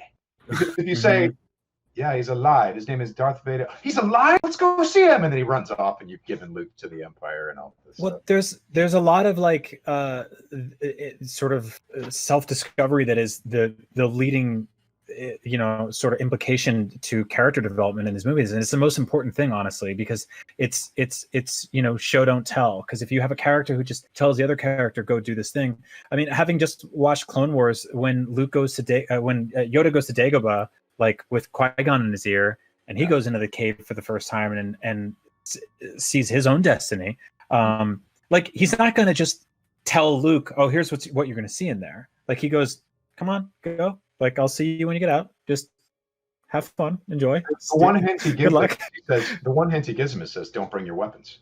Yeah, and Luke brings them anyway. I mean, it's a really illustrative thing. And then watch who draws their weapon first, because as far as he's concerned, this is the root of all evil. If we can kill this guy, we will solve all our problems. Let's take him. Also, he killed my father, so I really want this guy dead. And so Luke draws his weapon first. There's something I wanted to talk about, like ask questions more about, or maybe again it went over my head. But Yoda deems whatever happens in this cave as a failure. That Luke failed, right? Isn't that what he says? He goes, "The failure. Yes. Remember your failure in the cave." And what is it about this sequence? What is it that Luke's done here that's deemed a failure? The Jedi uses the Force for knowledge and defense, never for attack. Luke. So it's going in with the lightsaber, drawing first, and then Yoda beheading his enemy. Yeah, he says, "Go in there and explore something, but don't bring your weapons." And Luke brings his weapons, looking for a fight, and he finds one. And then what does he find? He finds himself. He goes, there was another young man like you who had all the same intentions, really wanted to do right, wanted to save everyone, save the galaxy, and look where it got him. Because he wasn't ready. The whole Anakin Skywalker thing is a tale of hubris and a tale of a guy who was not getting the right nurturing, but then also made a lot of really bad choices along the way. And we thankfully got a chance to really tell more of that story on the Clone Wars. By the way, for everyone that says, there are some people who like to joke that Boba Fett is an underrated bounty hunter, and I would say there's one reason why Boba Fett can't be an overrated bounty hunter, and that's because Vader treats him with respect. I knew you were going to, because he's the only one who gets singled out of that one. Yeah, this sequence is awesome. Just to think that there's like this ragtag group of mercenaries just hanging out in the galaxy, taking jobs indiscriminately, getting paid to just like wreck shop, kill people, put them in carbonite. Like the fact that they're out there looking with everything else. You got to know they were all down in the canteen a little bit later. Like, what do you think of all this? I also love that your introduction to Bosk is his foot. Like you have a guy who looks up and he's like, "What?"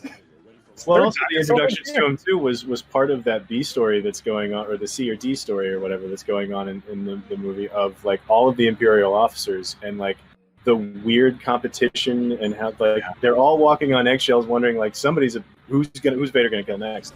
Well, the other thing I think is amazing. But we mentioned earlier talking about how everybody kind of gravitates towards one of the bounty hunters, and there's been a few questions about it come in. Username Captain Fathead on IGN YouTube wants to ask, which bounty hunter design was your favorite when Darth meets them on the Super Star Destroyer? Which one of those bounty hunters is your personal favorites? I had to be Boba Fett. Mine's lame, man. What is it? I mean, oh yeah. I mean, there you go. Boba Fett's the most toyetic. I mean, even his toy had like he shot rockets and stuff like that, or was supposed to. Yeah. Dengar is like easily the stupidest looking of them, although Forlom and Zuckuss are kind of ridiculous as well. But IG-88, like you're like, what's up with this dude? He is just like this like stone cold. Like you're like, this dude was built for murder. That's it. Oh, and he was, again, because I played these things out of order and I don't know when I did what. I remember him in Shadow of the Empire being an absolute pain in the arse to deal with. Horrifying. They made him so difficult. So I always associate IG-88 with just the game and him being just just wrecking me. Weirdly, like reading the comics, the stuff they do with Dengar is he's just sort of this like derelict drunk, which I really love. Like he's this like drunk toilet paper mummy that's just going around the galaxy getting into trouble. Like he doesn't really care. Like I love all that. I loved Simon Pegg's voice. Yeah, Yes. yeah. Voice work for that one. It just fit. Totally. I love here that Luke's thoughts drift to oh no, that hasn't happened yet. I'm sorry. He's losing concentration because the X-Men is okay. I'll save my comment. Sorry. We'll get there. Sam, I was going to ask you something completely not off topic, but off topic. Did you get told this a lot? I feel like Anakin in the Clone Wars is way more modeled on your face than it is on Hayden Christensen's. From the chin, like I couldn't completely. The whole time agree. I was watching Clone Wars, I was just like, it looks more like Sam. That looks like I've Star. heard that a lot, but they didn't know me at that time. I came into their. But you have heard that. I have heard that, but I was doing Force Unleashed when they were starting Clone Wars, and neither sides of the company knew what the other side was up to. George did, but we at Force Unleashed did not know that they were making Clone Wars, and we sort of started hearing stuff. At Clone Wars, they weren't very aware of what we were doing at Force Unleashed, and in both cases, we both made Vader apprentices with reverse grip lightsabers. So, it was, me and Ashley had that in common. That's cool. But I love Luke's, the disrespect that he shows Yoda here. It's, it illustrates why this guy is not ready. And yet there is that moment though where Yoda is thinking like, oh, this might actually be working. Look at him go. Further ahead. I read that moment like when there's that shot just before this where Yoda's just kind of wide-eyed and he's like I think he's looking like, are you kidding me? No, you can't do this yet. Like you'll get there, but you can't do this yet. I feel like Yoda's being a bit harsh. Yeah. It's like this poor what did you left him with the farm moisture evaporator farmers for 20 years. He only had Obi-Wan in his life for 3 days, and now he can't pull an X-Wing out, and you're like, dickhead. This is like textbook tough love right here. I'll tell you why it works, because Luke is being such a jerk. Yeah, I don't want to do that, or I don't think I can do that. And and he's like, dude, we don't have time for this. The Empire is out there. Would you please just listen to what I'm telling you? And again, I just love the fact that this training sequence goes on for as long as the audience needs it to in their head, because there's nothing that says that Falcon journey was 2 days or 2 months or a year. I mean, they could have been in space forever to get to Cloud City, and that's how long Luke was training. And of course, it is a truncated version of the training. Yoda tries to pull out the old Jedi Temple stuff, like, well, he's too old. And Ben's like, are you kidding me, dude? This was the plan. I brought him here. Can we get to work, please? Well, but he's going to mess up and go to the dark side. Yeah, I know, but that ship is safe. You got to do it. Yeah. Like, this was the shot. Now is not the time to talk about, my own council. We have no council, Yoda. They're all dead, and that's why we're here. So can you just train the kid? Yeah, you don't have 12 people in a circle being like, should we? Yeah. Like this. He's giving him tough love also because he's like, hey, by the way, your dad was a huge pain in the ass. Like your dad was a very difficult to deal with. So I'm pushing you a little bit to see where this goes, because like I'm not going to just hand you the keys to the kingdom. Well, what's interesting is Frank Oz said, this was so cool. During a Lucasfilm animation thing before we were canceled in the Clone Wars, I was at Skywalker, and Dave calls me up and says, Frank is staying at Skywalker. He's going to come talk to Lucasfilm Animation. Want to come? I'm like, yeah, all right, good. Frank Oz talked about a lot of things. He talked about, first of all, I was very proud. He said, why does Yoda talk backwards? And everyone raised their hand. And people said, well, it's because it's, in this language from this continent, it's kind of structured like that. He's like, that's really interesting. What about you? Oh, because I think that he's trying to do this, blah, blah. And I raised my hand, and he goes, what about you? And I said, I think it's because it's more formal. And he said, huh. And he's like, now look, there's no wrong answer. It's up to you guys. But I will tell you what I was thinking. And he's like, and it's that. And he pointed at me. He's old, he's 100 years old. He's trying to project from a top society time from when things were different, things were more civilized, things were better. And he's trying to embody that for his students. And it seems a little bit ridiculous that he's doing it now that he's on a swamp with one student. But that's the kind of teacher that he is. That's what I thought. And he's like, and the whole thing with Yoda, and the thing that he kept saying that hit me is he's like, in Yoda, when he gets petty, Yoda's pettiness. That to Frank Oz, Yoda, just like any character, had character flaws.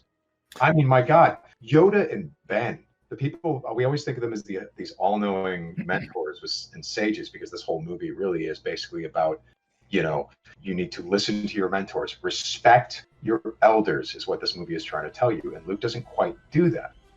But then the next movie is about reject your elders, because Ben and Yoda are both saying to Luke, you must face Darth Vader again. And Luke goes, I can't kill my own father. Then the Emperor has already won. We were really counting on you killing that dude, me and Yoda. Because to them, this man is lost. There's nothing we can do. And Luke is saying, maybe, just let me work this out. I think, and Luke rejects them again, but he rejects them from a different place. He doesn't reject them from a place of hubris. He rejects them from a place of compassion. He rejects them from a place of, let's not give up on this guy. Jedi don't give up. I'm not going to give up. You guys, please don't give up about me. I'm going to try something. And they're going, the stakes are a little high. You're going to try something? I'm going to try something. Well, what are you going to try? I don't know yet. I have to go.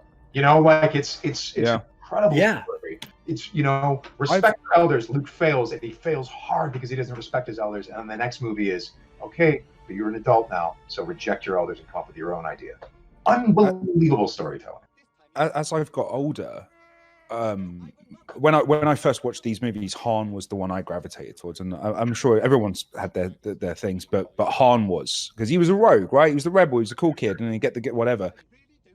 As I've got older, Obi-Wan has become more and more fascinating to me, because it must be. I always think about what it must be like. It's almost like he is the father of a serial killer. Really, that was entrusted onto him, and he wasn't equipped for it.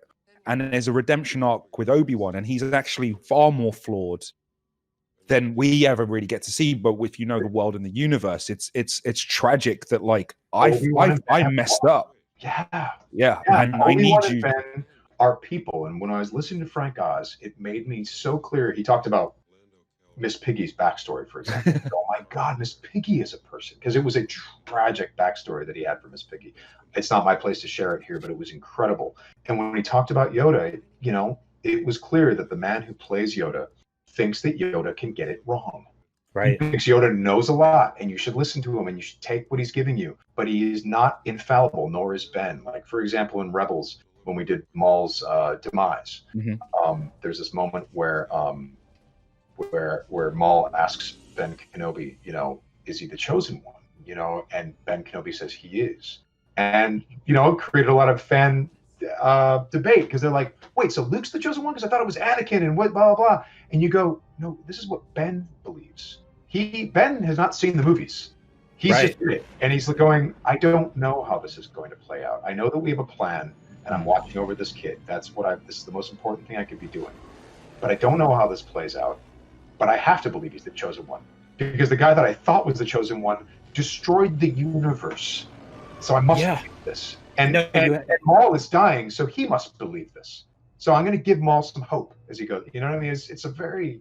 You have those sort of three pillars of like confidence, cockiness, and humility, and they are constantly at odds with each other. And when one goes too high, it collapses on the other two at times. That's why I love you meet Yoda not in the ivory tower that you see him in the prequels. You meet him in the swamp, and it's down to earth and it's gross. I really like what you said about sort of like even the simplicity in the way he talks and reversing words will make things sound so much more graceful in a way. Like if he looked at Luke Skywalker and he's like, you're stupid.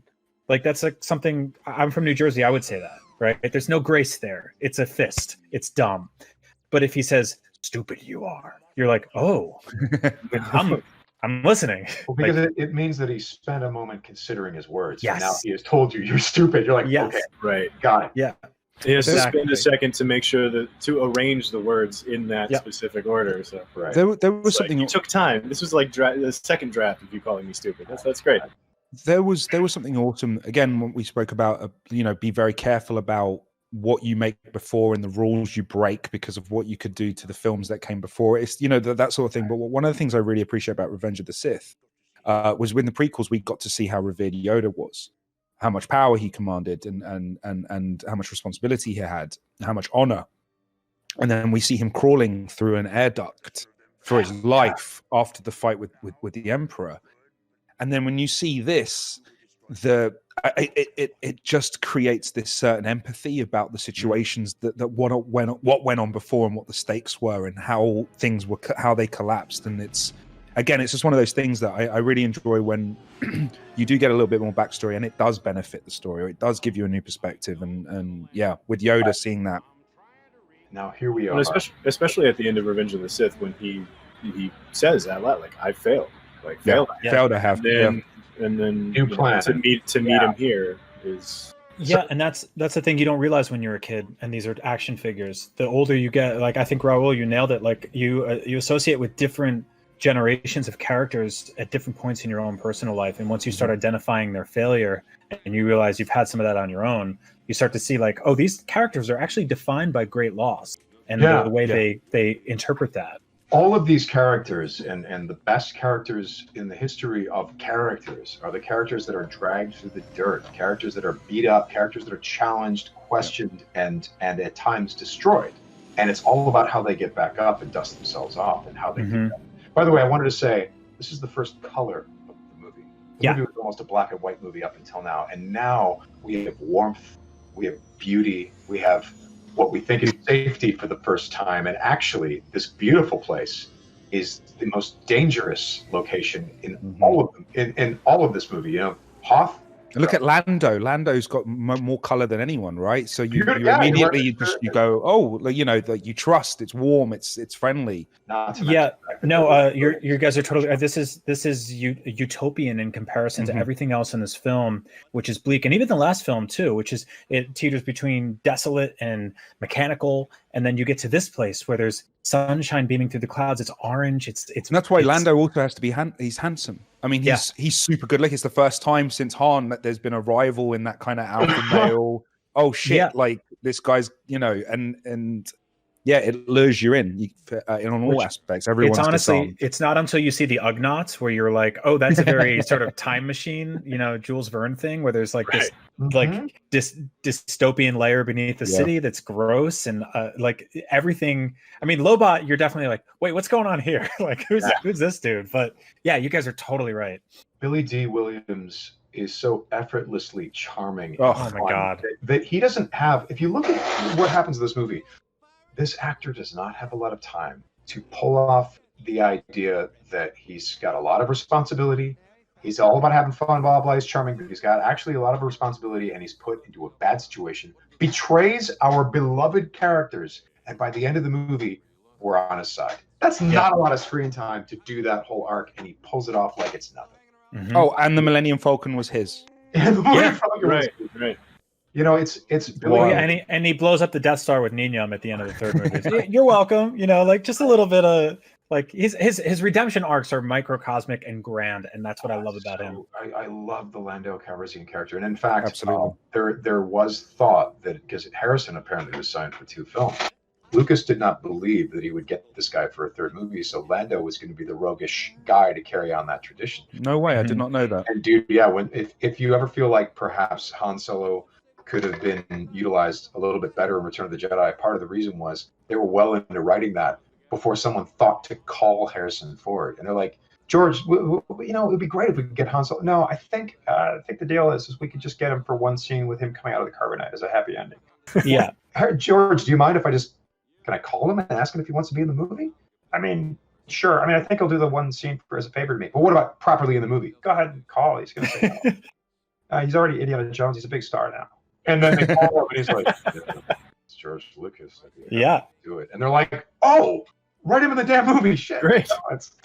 Now, my theory on Han Solo and Return of the Jedi, especially after this, is that he's put in a carbonite, which is essentially like having the worst night drinking of your entire life. And in Return of the Jedi, he wakes up with a furious hangover. He can barely see, he can barely think. All of his friends are basically piecing the night before together, which at that point had been a very long time. And they're just dragging him out, and they're like, come out, get drinks, come do this thing. And he's like, I don't want to be there. I don't want to do this. I don't want to do that. He doesn't want to be anywhere. And by the end of the movie, he kind of sobers up a little bit. And he's like, all right, hey, are you single? And she's like, yeah. And he's like, oh, great. This is a good Saturday. It's an 80s movie. It's a John Hughes film. You know, the thing about Han that I love in Return of the Jedi, and that's one of the things, is about people getting better.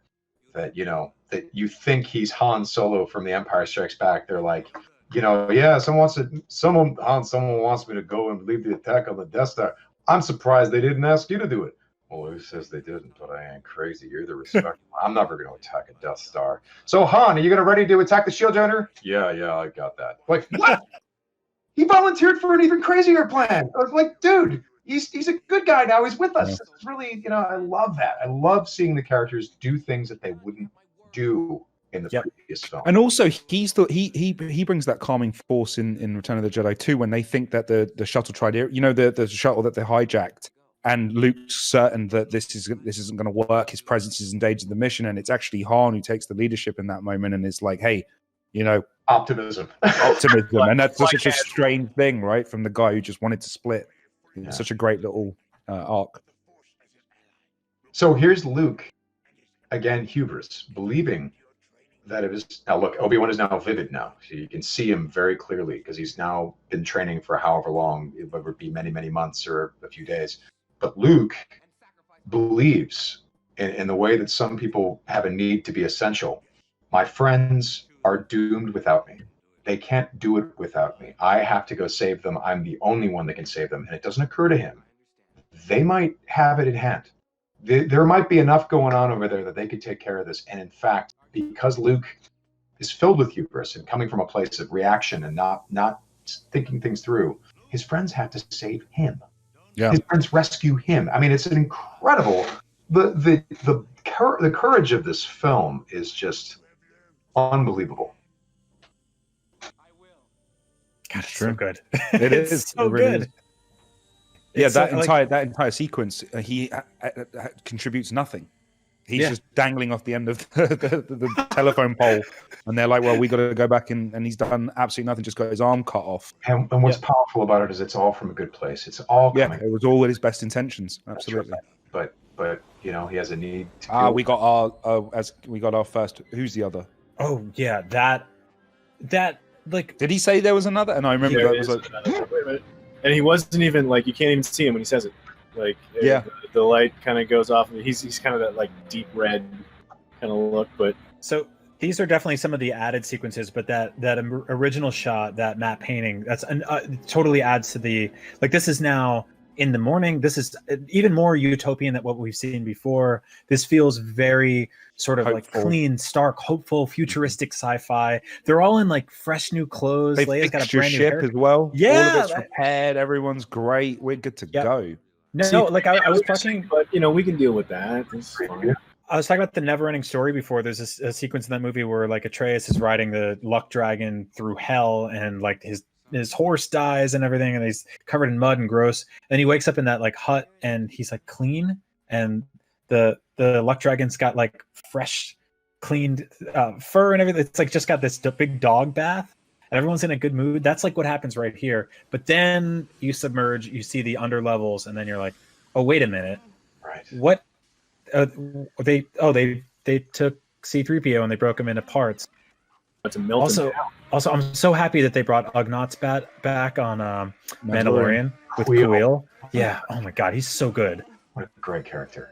Mm-hmm. I was heartbroken when Me too. But I was heartbroken. Yeah, I was not. I wasn't ready for that. I didn't think I would go through that emotional arc for like an Ugnaught ever. But here we are.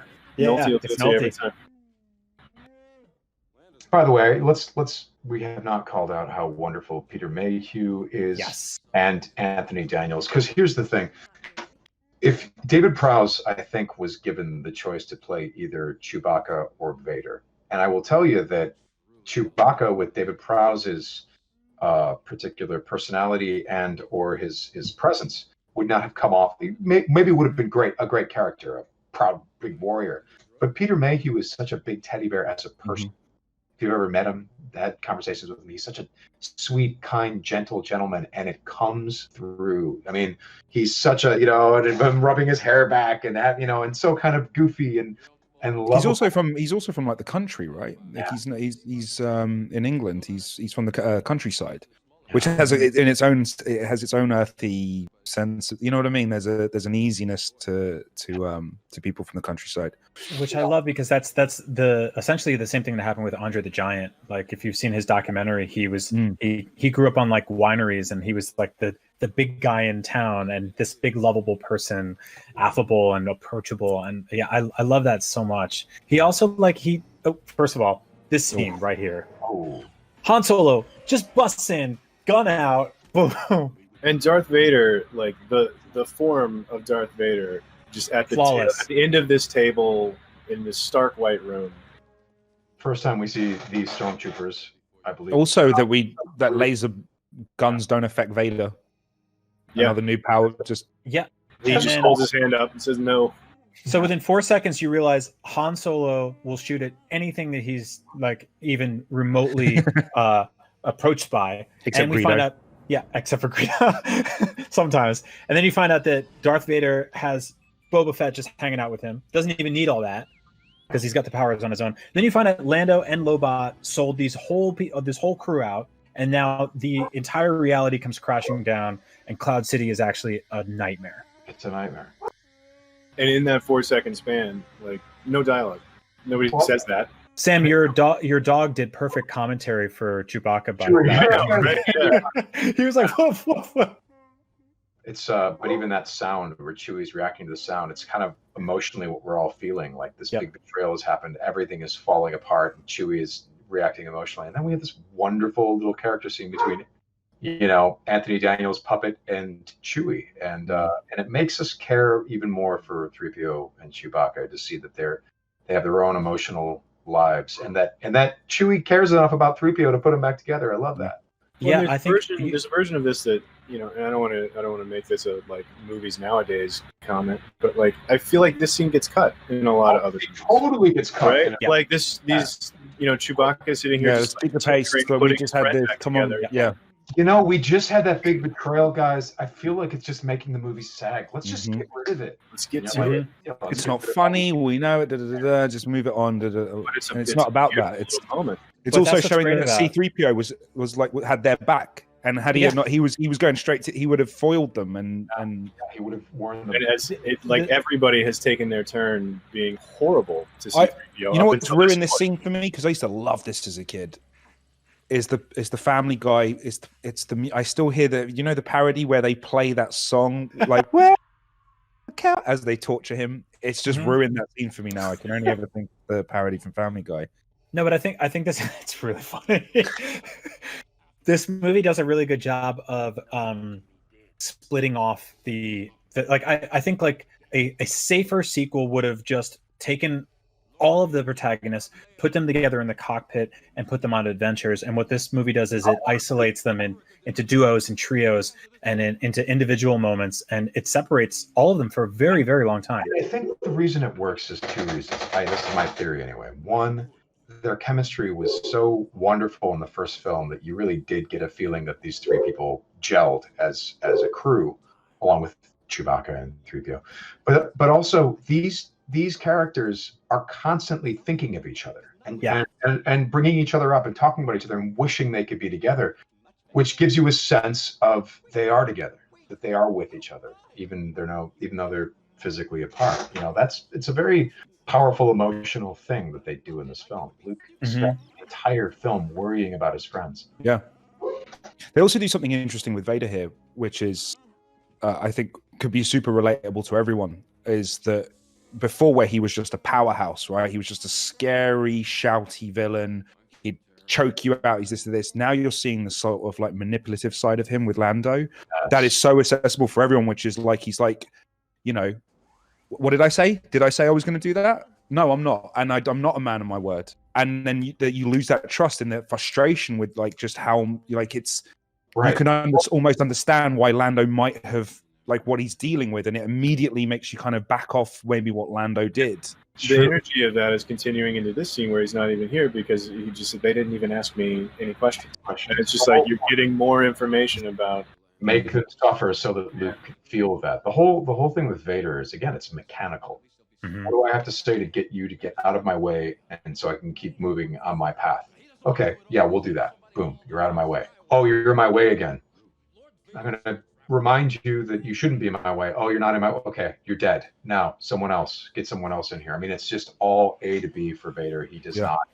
There's no conscience operating there. It's just machine.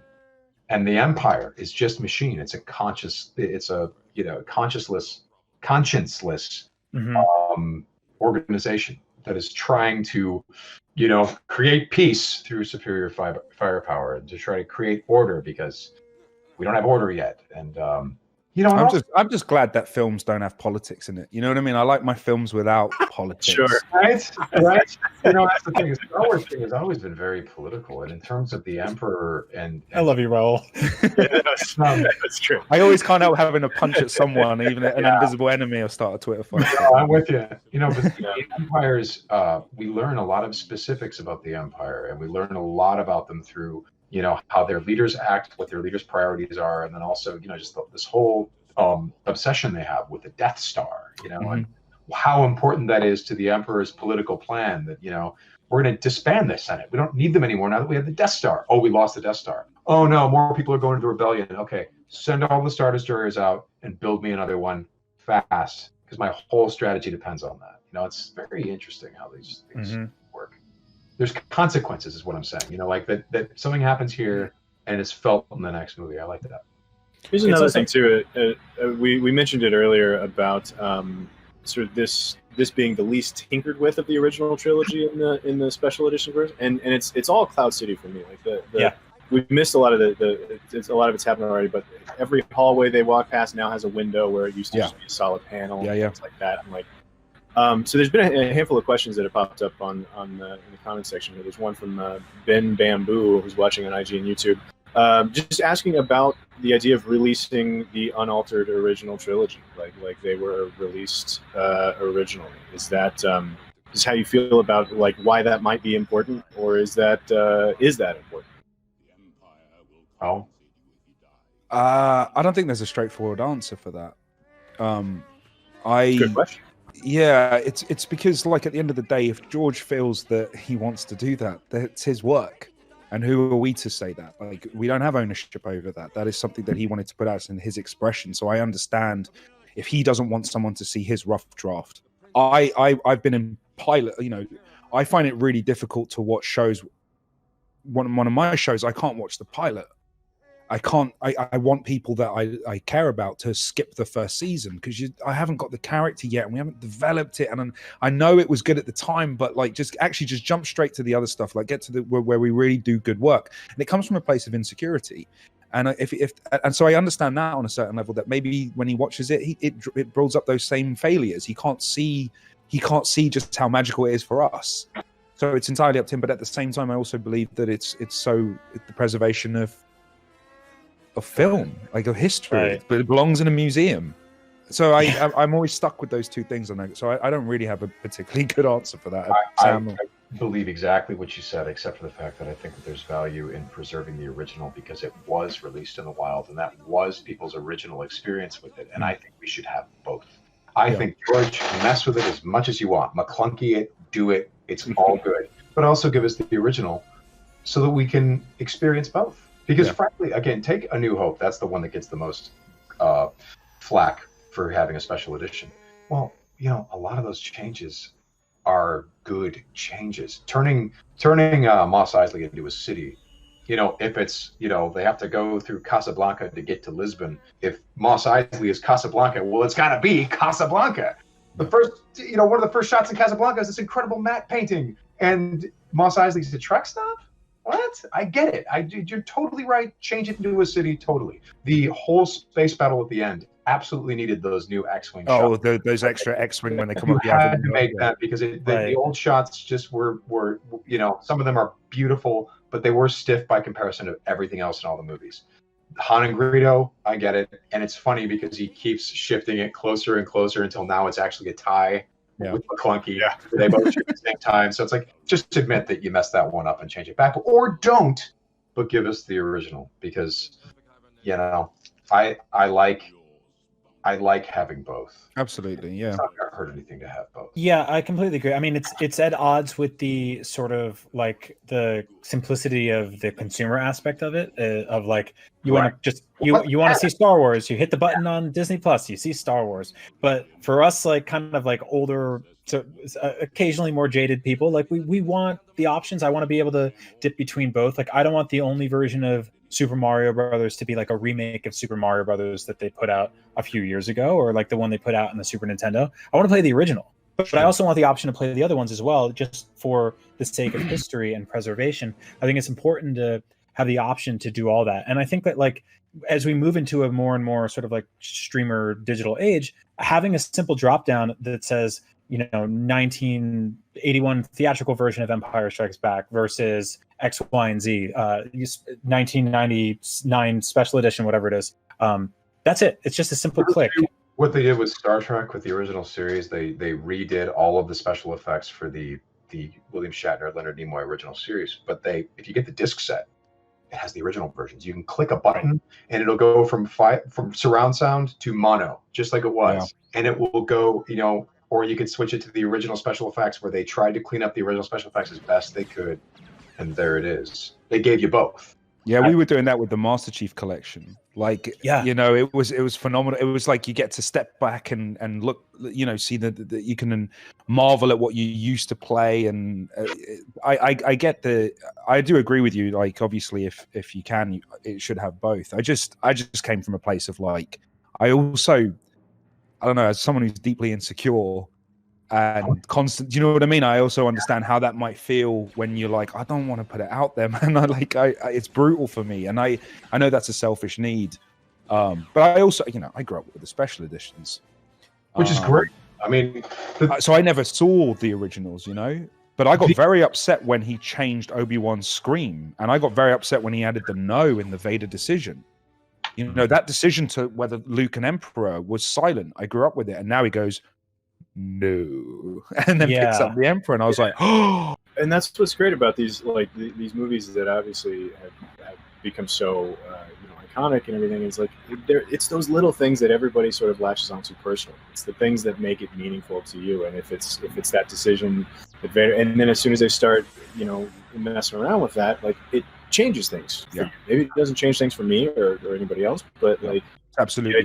The idea that something fundamental that you loved about this thing has been changed a little bit it's kind of a bummer. But again, the older you get, the more things you create and put out there into the wild, the more you do go, oh, well, ultimately it is the creator's decision to say what's there. And so I do think that should be the sort of definitive version, is what George says, this is what I want it to be. But there also should be options, readily accessible options to watch any of the other versions that you want. And so I think there is a way to satiate. There is a happy medium. There is a happy medium.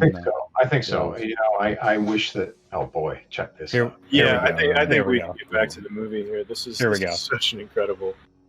I mean, and by the way, guys, I want to ask you a question. Who drew their lightsaber first?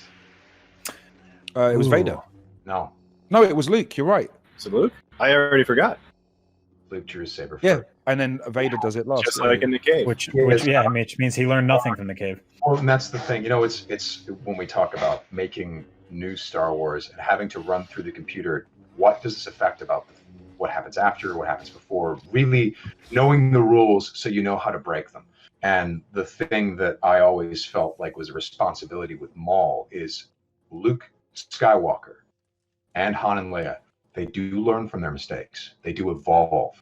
And so the concept that, I don't know that we were conscious at first that we were doing this, but the whole thing with Maul is, let's make a villain whose thing is he does not learn from his mistakes. He makes the same mistake every time. He's just trying, well, if I do it harder, if I do it more angry, or if I'm going to push my way through this, and so he is as the Greek mythology, he's Sisyphus. He rolls the boulder up the hill, and then he stumbles at the last minute, and it rolls down the hill, and then he rolls it back up again. And he does that for eternity, and we did that because what is our goal? Our goal ultimately, as Clone Wars, is how can we shade in the Luke story even better? How can we make the Luke story even more? Well, great. Let's create the opposite.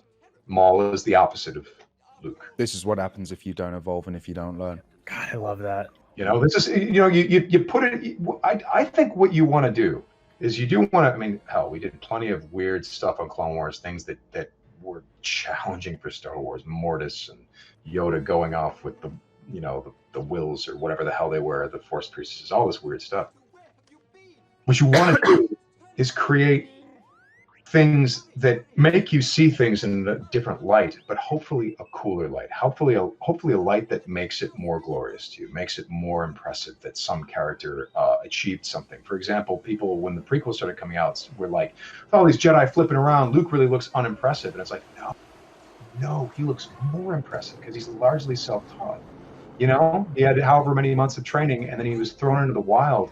Yeah. And by the time Return of the Jedi happens, and he's starting to deflect blaster bolts like the old Jedi, you're like, oh my God, it's the real thing. The real Jedi has returned, you know, and you get these goosebumps because of all of the dirt he's been dragged through, suffering, all of the mistakes he's made, and finally he's become a self-made Jedi, and in fact, an authentic Jedi than any of the Jedi in the Council, because he's like Qui-Gon Jinn. He's the guy who goes, I accept that we must be selfless. I accept that we must think of others before ourselves, but we can't be so selfless that we forget that our attachment to another human being is an important, lovely thing that can be used for good. It doesn't have to be an obsession. It doesn't have to be, I love this girl so much that she can't go out with her friends. And, you know, my girl. No, you can have a love that's free of jealousy.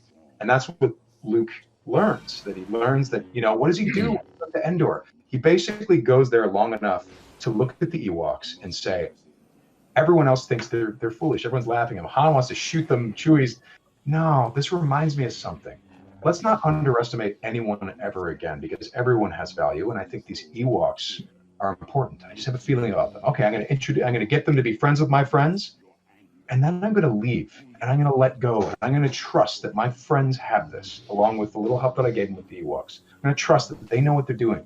The opposite of what it did in the last movie. No, everyone doesn't need me. You know where I think I'm needed? I think I need to go talk to my dad. I mean, it's mind blowing. And he learns all that right here, where he comes in sort of guns out, and he's like, oh, you know, I'm full of surprises. And within half a second, lightsaber's thrown out of his hand. He falls in a pit, gets shot out. He's dangling from like ropes on the ceiling, completely humiliated. Yeah. Sorry, I love this shot so much. Oh my God, it's so good. One of my favorites in this entire movie. So good. Sorry, go on, Brian. No, that's exactly it. I mean, I think he comes in being like, I got this. The music is hitting about the Duel of the Fates happens right here really quick. You hear bum bum bum bum bum. You hear that. This window too. This shot too.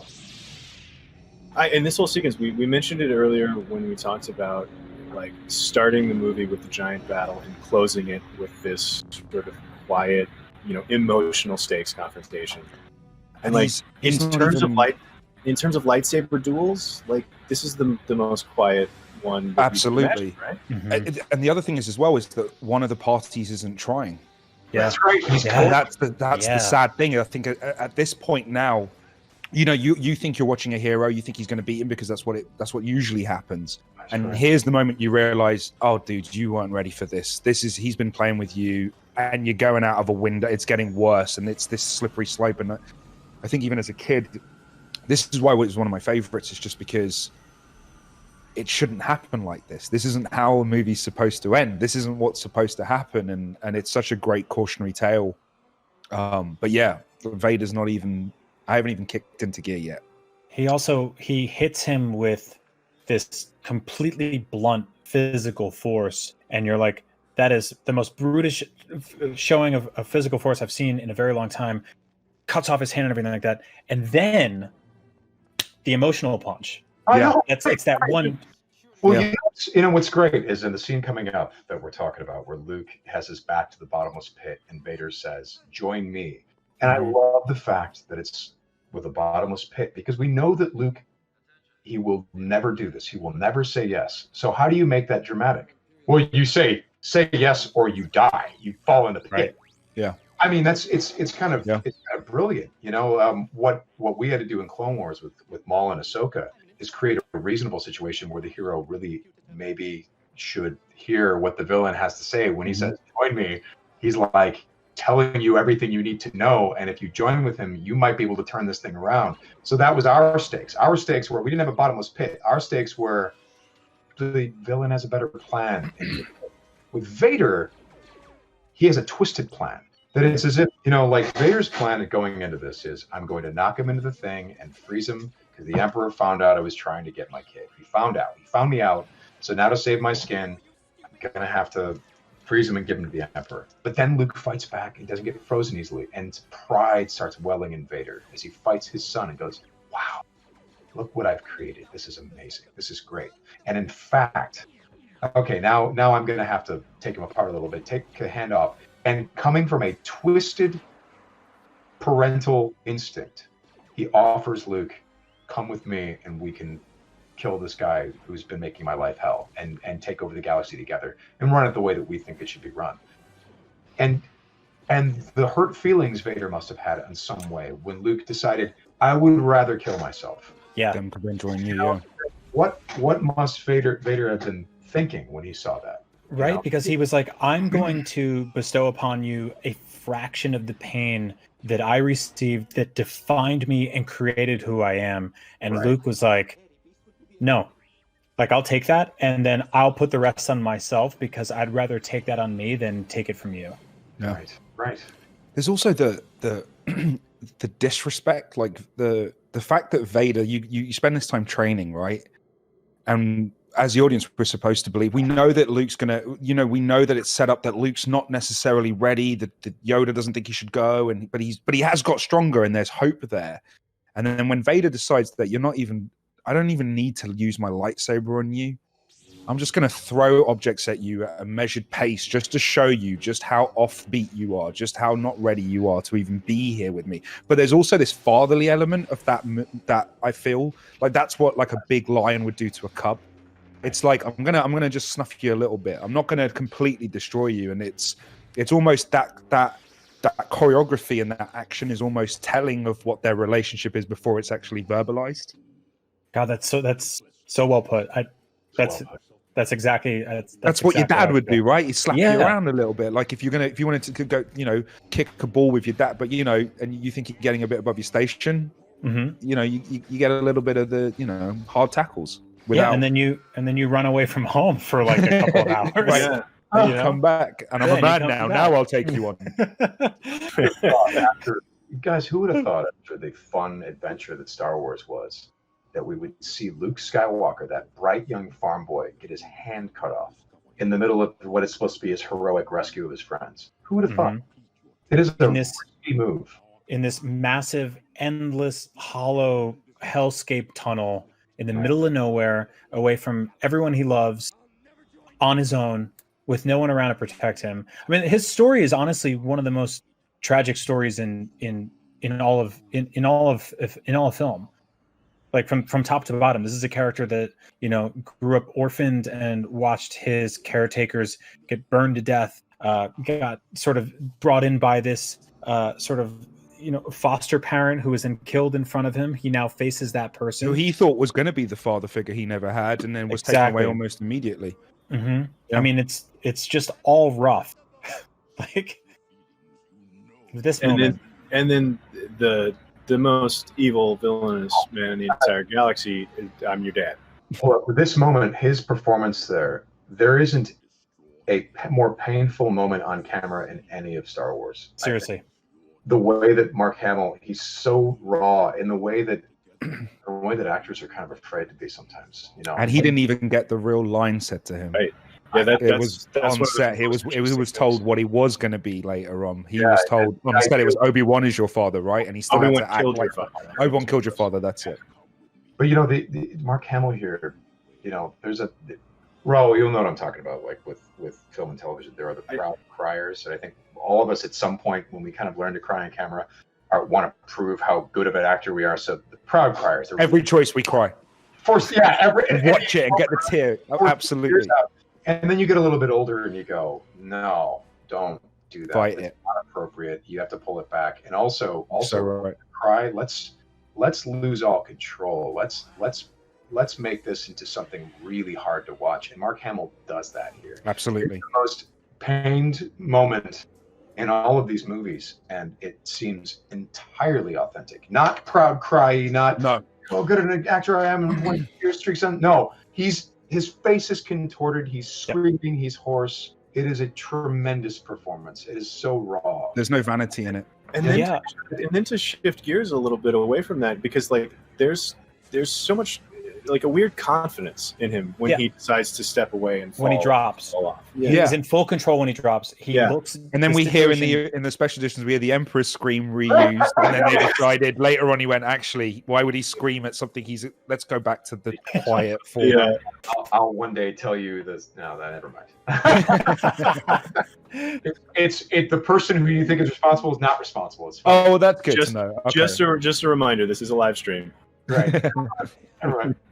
But no, you guys are totally right. He transitions from this raw, sort of visceral, emotional moment to pure confidence, where he just kind of like drops and he goes, "I have full faith that this is going to work," and it does. My take on it wasn't, "I have full faith this is going to work." My take on it is, "My failure is complete, and you're not going to get me, and I'm done."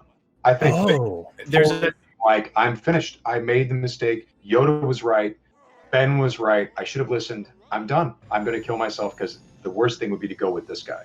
And I think there's a certain amount of like he feels good about that choice too, because there's for some reason like I read positivity in that energy. Yeah. He's either like, this is the best choice I could possibly make right now, and I feel all right about it. I really love both of those interpretations. The idea of him sort of defiantly committing suicide in front of his newly found father figure as the last middle finger up to the universe for putting him where he is endlessly fascinating, as is him being like, I'm at rock bottom, but you know what? I have a little bit left to be like, F you too. Like, but also it's a middle finger either way. There's agency. He's a rebel. Either one of them. Yeah, like he's a rebel. I'm a rebel.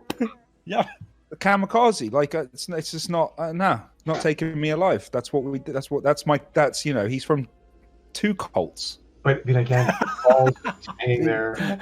Yeah, totally. He falls and he's hanging there, and he's begging for help. He's begging for Ben. Ben doesn't answer. Yes. So it's still desperation. That's why I don't think I don't think there was pride. My interpretation is that there wasn't pride there because, it's so bad. I mean, he's got one hand, he can barely hang on. It's just all of it looks uncomfortable. Even the sound. When he lands on the thing, it sounds like everything is painful. It's impossible to know. What were we going to say? Oh, I was just going to say, or does it harken back to his training? Is this the first time he then trusts in his training again? When Obi-Wan tells him at the Death Star to use the Force, trust himself, your instincts, to let go and let the Force guide you.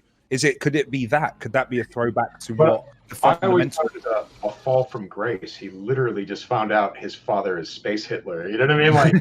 Like falling from the pure light of the hero, and the next time we see him, he is in a dark cloak.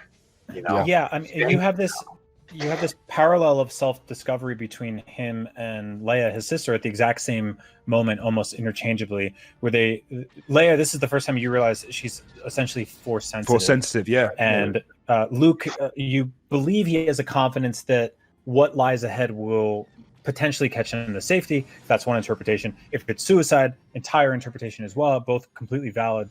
But where they end up is this parallel of self-discovery where they both realize they need each other, and they reach out at their most sort of lowest point in a while, which I love that. And Leia here too, like ever since we kind of missed it. We were talking about something else at the time, but her watching Boba Fett fly away with Han, like having missed that last bit of hope, like there's still a chance to save Han. And like from that moment on, like she doesn't have, because immediately she's got a second and a half before she's getting shot at again by the troopers. So like she hasn't had a chance to really process any of this, but she's still like, speaking of strength in this sequence for Leia is really cool. And we didn't talk about I Love You, I Know, and what I think makes it work. What the reason that's not funny and it works is because it's a moment of character growth for Han Solo and Leia. That she goes, I love you, which must have taken a lot for her to say. And he doesn't say, he doesn't say that. He just smile. No, he looks at her like, I know. He's looking at her like, I'm so sorry. This is going to be hardest on you. Who knows where I'm going to be. But you love me. I know. I'm so sorry. You know, like he worries about her. He worries about what's going to happen to her because she loves him. I have a question for you guys. Just while it's actually playing, the speed at which Luke calls Vader father. Like, what are your takes on that? Because it went from no, and then search your feelings, but he never, you know what I mean? And then now it's father, and he says Luke. So Vader says Luke says father, so Vader says son. Yeah. And the kind of like how quickly Luke has already come to accepted his role in all of this, and it's that self-discovery I was talking about. It happens very quickly, and he's now tapped in to essentially a higher level of the Force than he thought he was at before, or knew he was at before, and it's impossible to turn back from. It's one-way road down. This is who I am, and there's so much search your feelings. You know, to this to be true is sort of a mantra of this entire universe. And I think that he taps into that and goes, shit, you're right. Like that's who I am. That's who he is. This is who we are. And maybe it all just dawns on him. Maybe he knew in the back of his head all along. Good work, R2. Yeah. Or is it the desperation for Luke, always seeking a mentor, always seeking a father, and can't escape that? And I mean, at the end of the day, he's still your, he feels it. Like, that is my dad. I've never had this before. Speaking of character development, a part of the machine failed. Part of the I know what you're going to say. failed. Yeah. And what does he do? He ignores it. He doesn't kill the guy that made the mistake. For the first time, Vader just walks off. He does not kill the person that made the mistake. A flicker, dim flicker of humanity, a flicker of, well, it wasn't his fault. What? From Vader? Wow. Yeah. There's also a really great symmetry there that the first time we meet Darth Vader is we don't see him before we see his face. Like, we see people reacting to him walking past that tracking shot of his, and he's walking screen left to right, and then that's the first time we meet him. And then the last time we see him on screen is the exact same shot, but right to left, and he's but it's still those people scared of Darth Vader. But isn't left to right on screen? Isn't there? Was it Kurosawa, or there was a convention used in film that when you do the bad guys versus the good guys, they enter from one side to the other, and this has been flipped. Because I know, was it Filoni did it with the clones as well, right? He always had them come in on one way and flipped it. I need to research better, but there is a convention. Yeah, there's a handful of different things like that. Different rules. I just thought it was interesting. Like, when we first meet him, we don't meet him by anything that he does. We meet him by people's reaction to him, like people cowering much more. Right, it's reversed. Good call. And it's the same thing at the end when in terms of Darth Vader's status, nothing has changed for him in this movie. He's still the big bad of the whole thing. So there's no illusion that the rebels won, essentially. Right. That's what's sort of ominous about the ending of this movie in general, right? And I think it just leaves everybody in limbo. You're not really at a better spot than where you started. In fact, almost everybody has lost something. Lost something. Yeah, there's a setback. Vader has had this conflict on a personal level where he's confronted his son, cut off his hands, and he's probably doing that thing right now where he's like, I don't feel great about that. Try again tomorrow. You fight with your dad, and an hour goes by, and your dad comes in, and he's like, "I'm sorry. I probably shouldn't have cut his hand off. That was I went too far with the hand cut. Yeah. There's that moment, right? If you did something you're not proud of, and then someone cuts you off in a car, you probably don't go, ah! You go, that's okay. Yeah, because you hate yourself almost. You're like, you know what? I deserve it. You're in a place of self-reflection rather than absolutely. But I was always, when this moment happened, I always thought it was disgraceful that Lando wore Han's clothes after everything she's done. I remember just saying, "You ain't got your own wardrobe. Why? How did you fit in this?" Especially because we then find out he totally has his own wardrobe. Absolutely, he has his own wardrobe. Yeah. What's hilarious about that is, first of all, thank you for watching that movie with us. Love what a film. What a movie. It was fascinating conversation. I really feel like talking I to you learned guys. some things, man. Like I've just new perspectives are just fantastic. Right? But if you Really. guys can hang out for a few minutes, ask some of the general questions that we didn't really get a chance to get to during the movie. The first one on my list was from Azrael, who's watching on IG and YouTube. Asked, "Does anyone know why Lando puts on Han's clothes at the end?" I will tell you, I actually know the answer to that. There's a there we go. story behind that, guys. Han Solo's getup was actually in a secret because when Han won the Falcon from Lando, those are Lando's clothes that Han is wearing. I'm making this up. That's so it's Lando going, "Hey, you only took my clothes. I'm going to take them back." No, Listen, I'm willing to believe you. Go say whatever. when we were working on Solo, we talked about that. We're like, why is Lando? Well, now we're going to find out. He goes through cape, Han Solo clothes, and he goes, cape, vest, cape. Yeah, I had never really. Maybe it was because Lando, I guess, never goes back to Cloud City, and he's on that ship, and he's like, he's gone, he's exiled, right? I guess it's under Empire control. They can never go back. I mean, that was the deal. Yeah, Vader's not going to leave Cloud City neutral, so I just assume he's a fugitive. He's a refugee. So he's got no clothes. Like his cape was dirty; it smelled bad. So he's absolutely, like, Han's clothes. it's got Wookiee fur in it. From here, he ripped it up, and So do we think that do you think what he was wearing through the whole movie is just in the wash? And he's yeah. They got 2 outfits. His laundry day clothes are Han's clothes. Well, guys, I mean, this is the same movie we were debating, like what the indiscriminate amount of time that Luke Skywalker spent in a tank top on Dagobah, sweating it out with like a frogman, like doing backflips. We didn't really see him go through a bunch of outfit changes, like it is what it is. He's not Lando. That is true. That is true. The next time we see Lando, he's wearing Woody Harrelson's clothes. So that's the thing. Lando goes from Harrison Ford's clothes to Woody Harrelson's clothes, and he finally gets a uniform from Nine Numb. Yeah. Look, Lando knows that you go to thrift shops to get the best deals. That's really what. Like, you don't buy new. He's getting the vintage stuff. That's all that matters. Right. Also, like, why just leave a great coat on Bespin and just bounce? Take Han Solo's clothes. Who cares? Well, that's the real tragedy of this movie is he left all of his capes there. He did. One guy ran away with the ice cream machine, though. The ice cream. That's right. Wilrow Hood. Shout out to Wilrow Hood. Great dude. Here's a question from Mark, who was watching on IGN's YouTube. We sort of singled out the moment there in the when Darth Vader is at the end of that long table there when we reveal him on Bespin. But what's more epic, deflecting blaster bolts with your hand like Darth did in that scene, or stopping a blaster bolt in midair like Kylo did? Kylo Ren did in Force Awakens. God, I actually really love that, especially because like you can the moment where he stopped caring about it and the blaster bolt just continues its trajectory. But I mean, Kylo Ren is awesome. There is nothing more badass than just a guy walking in the room shooting a gun and Darth Vader just being like, psh, I'll tell you what. I like in Rogue One when Vader catches a blaster bolt, holds it like this, and then throws it at someone. I mean, come on. That's right. That's the move right there. Right? Yeah. God, that's amazing.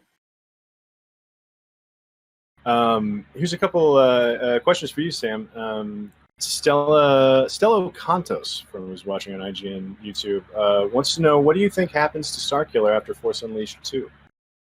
Funny enough, I know that the intention that we had was, because at the end of Force Unleashed, he cuts off Vader's hand and captures him and stuff like that.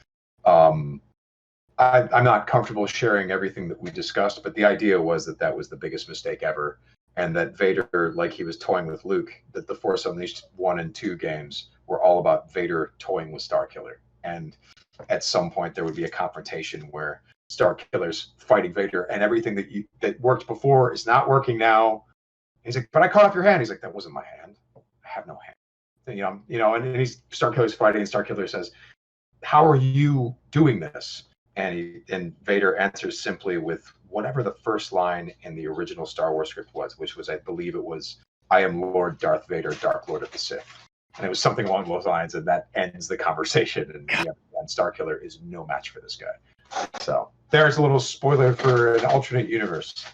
I love that. I have a question for everyone. Can we at some point just hang out and watch Return of the Jedi? Because I feel like I just want to keep this moment. This is so much fun. Just And personally, I love from watching. both- Absolutely. Yeah, I love watching Star Wars with you guys. This was such a fun crew. I would be down. Well, Yeah. we'll end this with one question. It's the same question we asked the other night when we were watching Revenge of the Sith. Where do you guys hope that Star Wars as a franchise moves from here? Damn, I'm going to leave on a controversy. I hope that I think I said this to you guys earlier. I am a George purist. I love George. I grew up with the EU books, the LucasArts games, and obviously that we now live in a different world. I'm at a point now where I use the analogy of being at a restaurant. I'm happy that there is a menu there with a ton of items, and I just hope that there are a few choices on there that I like, and I'm not willing to just not attend the restaurant whatsoever. Choices are always going to be good, and there's going to be stuff that connects with you, and there's going to be stuff that doesn't connect with you, and I think that's what the future of Star Wars will be. I think there will be storylines, threads, books, games, and just like before, I just want the choice and the options to pick and choose what's headcanon here, and that's my future of Star Wars. It's just picking my own adventures instead of trying to get stuff cancelled because I didn't like it before it happened. I don't want to get into that stuff. Right. I just want to I didn't like that. That doesn't exist in this house. This does, and that's the future of Star Wars for me. Just more content's always good. Again, I love that. I'll say exactly. I'm sorry. No, go for it. because you're way more important than me when it comes to Star Wars. So I'll let you finish. But I'll say in the middle, I've always loved Star Wars when it's at its sort of like scrappiest and most derelict, and sort of taking the grotesque dive bars and puppet monsters and kit bashing them with space wizards and magic and starship battles. And I think that great art is made under constraints. It's made not with infinite budgets, but with sort of finite time and resources. And I think that really interesting magical stuff comes from that.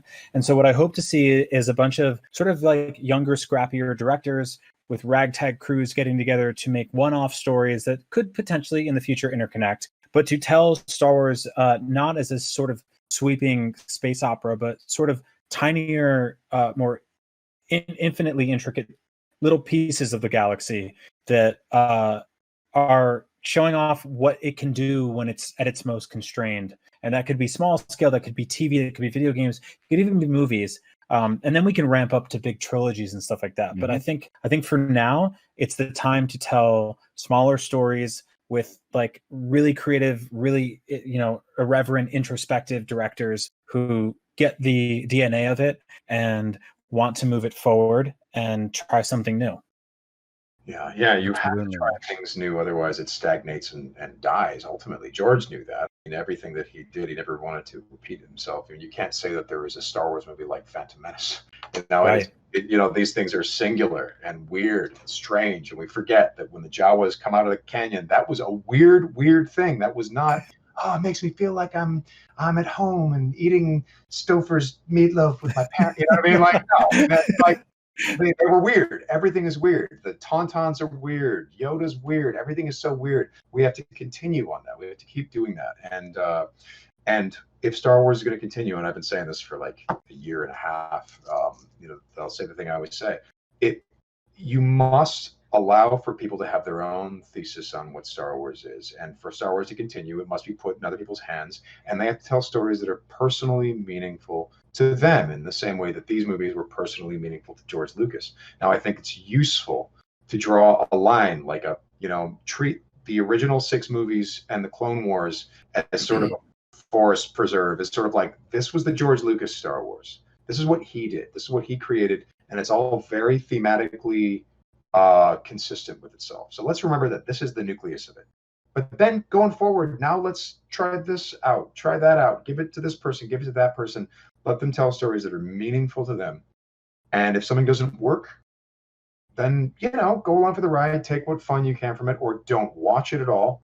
And then maybe the next thing after that could be your favorite Star Wars. You never know. Like, people have to take risks if this is going to succeed in any way, because it came from an independent director who did nothing but take risks. Agreed. Yeah. Amen. Well, there was one last thing I was just going to say. Please do. I just want also just way more Dave Filoni stuff. Oh yes, he's the only man outside of George Lucas that, like, he's the only person that I trust. I really do. I feel like that is the protege. That is that what Sam was saying about the preservation of it. I think that someone with that kind of leadership and that kind of respect for the material and that kind of education and training Star Wars would be safe in his hands, at least still overseeing other projects that other indie filmmakers and other people do. I still think that he should be the new law master if George is on his own doing his own thing. you need to have someone there that's saying what it is and what it isn't. And Dave, I mean, look, it blows my mind that the guy would spend an entire week working on Star Wars back in the day and then call me on his 40-minute drive home from Skywalker Ranch to discuss the heart of Luke Skywalker and why that's, the entire mythology is built around that. And we would have a 40-minute talk on his drive home after he worked a whole week on Star Wars. Okay, well, great talking to you. And then he'd hang up and you're like, this guy is really working it out. He really wants to do a good job. Now, he's my buddy, so I happen to know that he likes to play hockey and do things that are other than Star Wars and live someplace else every now and then. But his interest in diving into this stuff is to get to the heart of what made it special. And that is, in fact, George Lucas. If he can tap his training, his 10 years with George Lucas, and then go off and create things like Bendu, you want to talk about weird, some of the weirdest Star Wars was done with Dave Filoni's involvement. Some of the most risky, some of the strangest. And, Mortis, Bendu, the whole adventure with Yoda, there have been strange experimental things that have been done with Dave's involvement. And so I agree. Yeah, that is the guy, in my estimation. And by the way, for the record, I'll say this. If I didn't think so, I wouldn't say it. And it's not just that I'm friends with him. I'll put it to you this way. If Dave wasn't the right guy, I would have gone and worked on Clone Wars and not done it again, because I love Star Wars too much to see it, to participate too much in something that doesn't quite in my version of because like you guys, I'm the George purist. My favorite Star Wars is George Lucas Star Wars. But hearing what this guy says and having Dave, stop a record and talk for 30 minutes to just get the actors in the universe, to understand why are we telling this story? Why is the story important to tell today? What are we trying to impart to children with these stories? What kind of hope are we trying to build up with the storytelling that we are doing? And why did George do this? And what are these conversations that Dave and George had for years and years and years? And he would give you those things and then say, okay, now do the lines, now do the scene. And they were always better episodes, when those conversations took place, and they happened a lot. So yeah, Dave Filoni, that's the guy. He's, and there's a lot of other wonderful people that are coming, into the picture that are working with Dave, and that fills me with confidence, because there are so many talented filmmakers out there, and what they need is someone who's going to help plug them into what the intent of Star Wars is. Once you have that, you have a guiding force, and then you have someone with their own talent, their own priorities. Link that up with the guiding force, and I think get Empire Strikes Back. You get Empire Strikes Back, right? Ivan Kershner and George Lucas. It's Jon Favreau is such a talented, incredible filmmaker with tons of opinions, but he knows that he's like, yeah, but I gotta hear what this Dave guy has to say, because he knows this. He's done his due diligence in knowing what Star Wars is, and for example, when I was watching The Mandalorian and there was an episode by Deborah Chow, and I was so impressed, and I looked up, who's Deborah Chow? And then, oh my God, she's doing the Obi-Wan show. And this seems to indicate, wow, her and Dave worked really, and Jon Favreau, and this was an amazing episode. And is this the bar that they're setting for the Obi-Wan show? There's a circle of trust. It's like, get the new blood in there. Absolutely. That's that cool group. Yeah. Get the old guard. The old guard knows. The old guard can guide you along the path to where you can tell whatever story you want, but they will help you know what the pitfalls are. Oh, if you do this, that affects this down there. Or if you do that, but you can do it like this. It's not about, can you break the rules? Of course you can break the rules, but it's how you break the rules. You can do anything. You can do anything in Star Wars at all. I think Clone Wars proved that. George turn Clone Wars into his own personal experimentation ground for what was possible in Star Wars.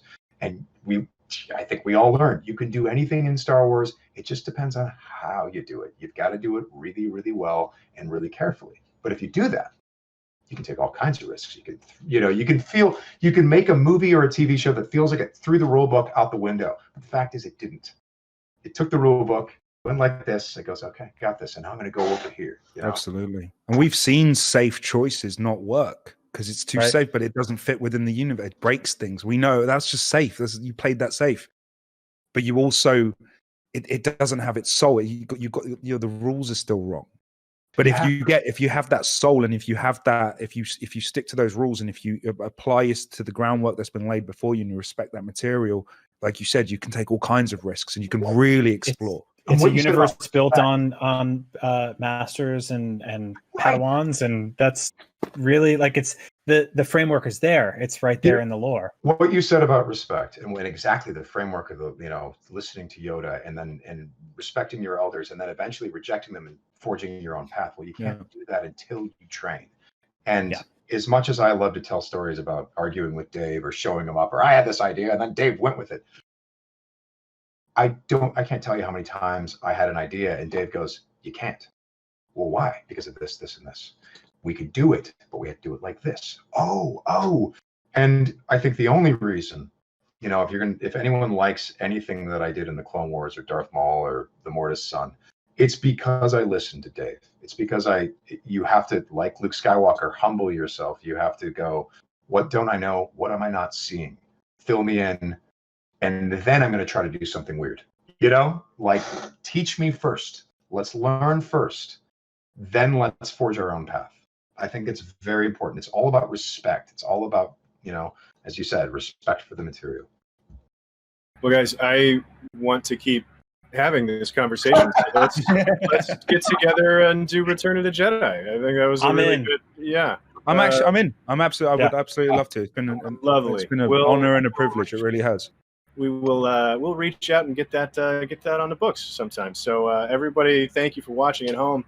And tune in sometime in the future when we'll be watching Return of the Jedi. We'll make sure to do that. That would be great. And in the meantime, Sam, I have one more thing that I literally have to ask you. That's been the one thing that's been popping off in the comments this whole time is can you end the show? Can you wrap us up with just yelling Kenobi? I was going to ask him to do that. You were going to ask. I was like, that's disrespectful. I wouldn't ask her. I wouldn't ask. Yeah, I'm having a hard time, but it's you and literally everybody else in the comments asking for it. Look. Here's the thing. People always ask me to do that during Twitch streams, and I say, no, I'll blow my voice out, and it's going to be so loud and blah, blah, blah. But for you guys, because you put up with me talking so much, I'm going to do it. All right. Back up. Yeah, you got to be warmed up. Awesome. It's okay. All right. Boys, come here. I got to get the dogs out of the room. Come here, boys. That's a responsible actor. We're going to get such a Kenobi. We're going to rescue the dogs here. That is a professional. Kenobi.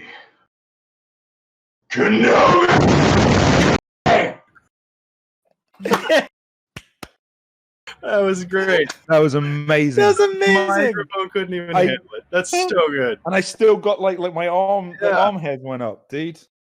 That's great. Well, thank you very much for that. Incredible. And again, thank you guys so much for being here. This has been an absolute blast. Let's do Return of the Jedi. We'll figure that out soon. And thank you, everybody at home, for watching. We'll see you guys next time. Bye, guys. This was amazing. Thank you so much.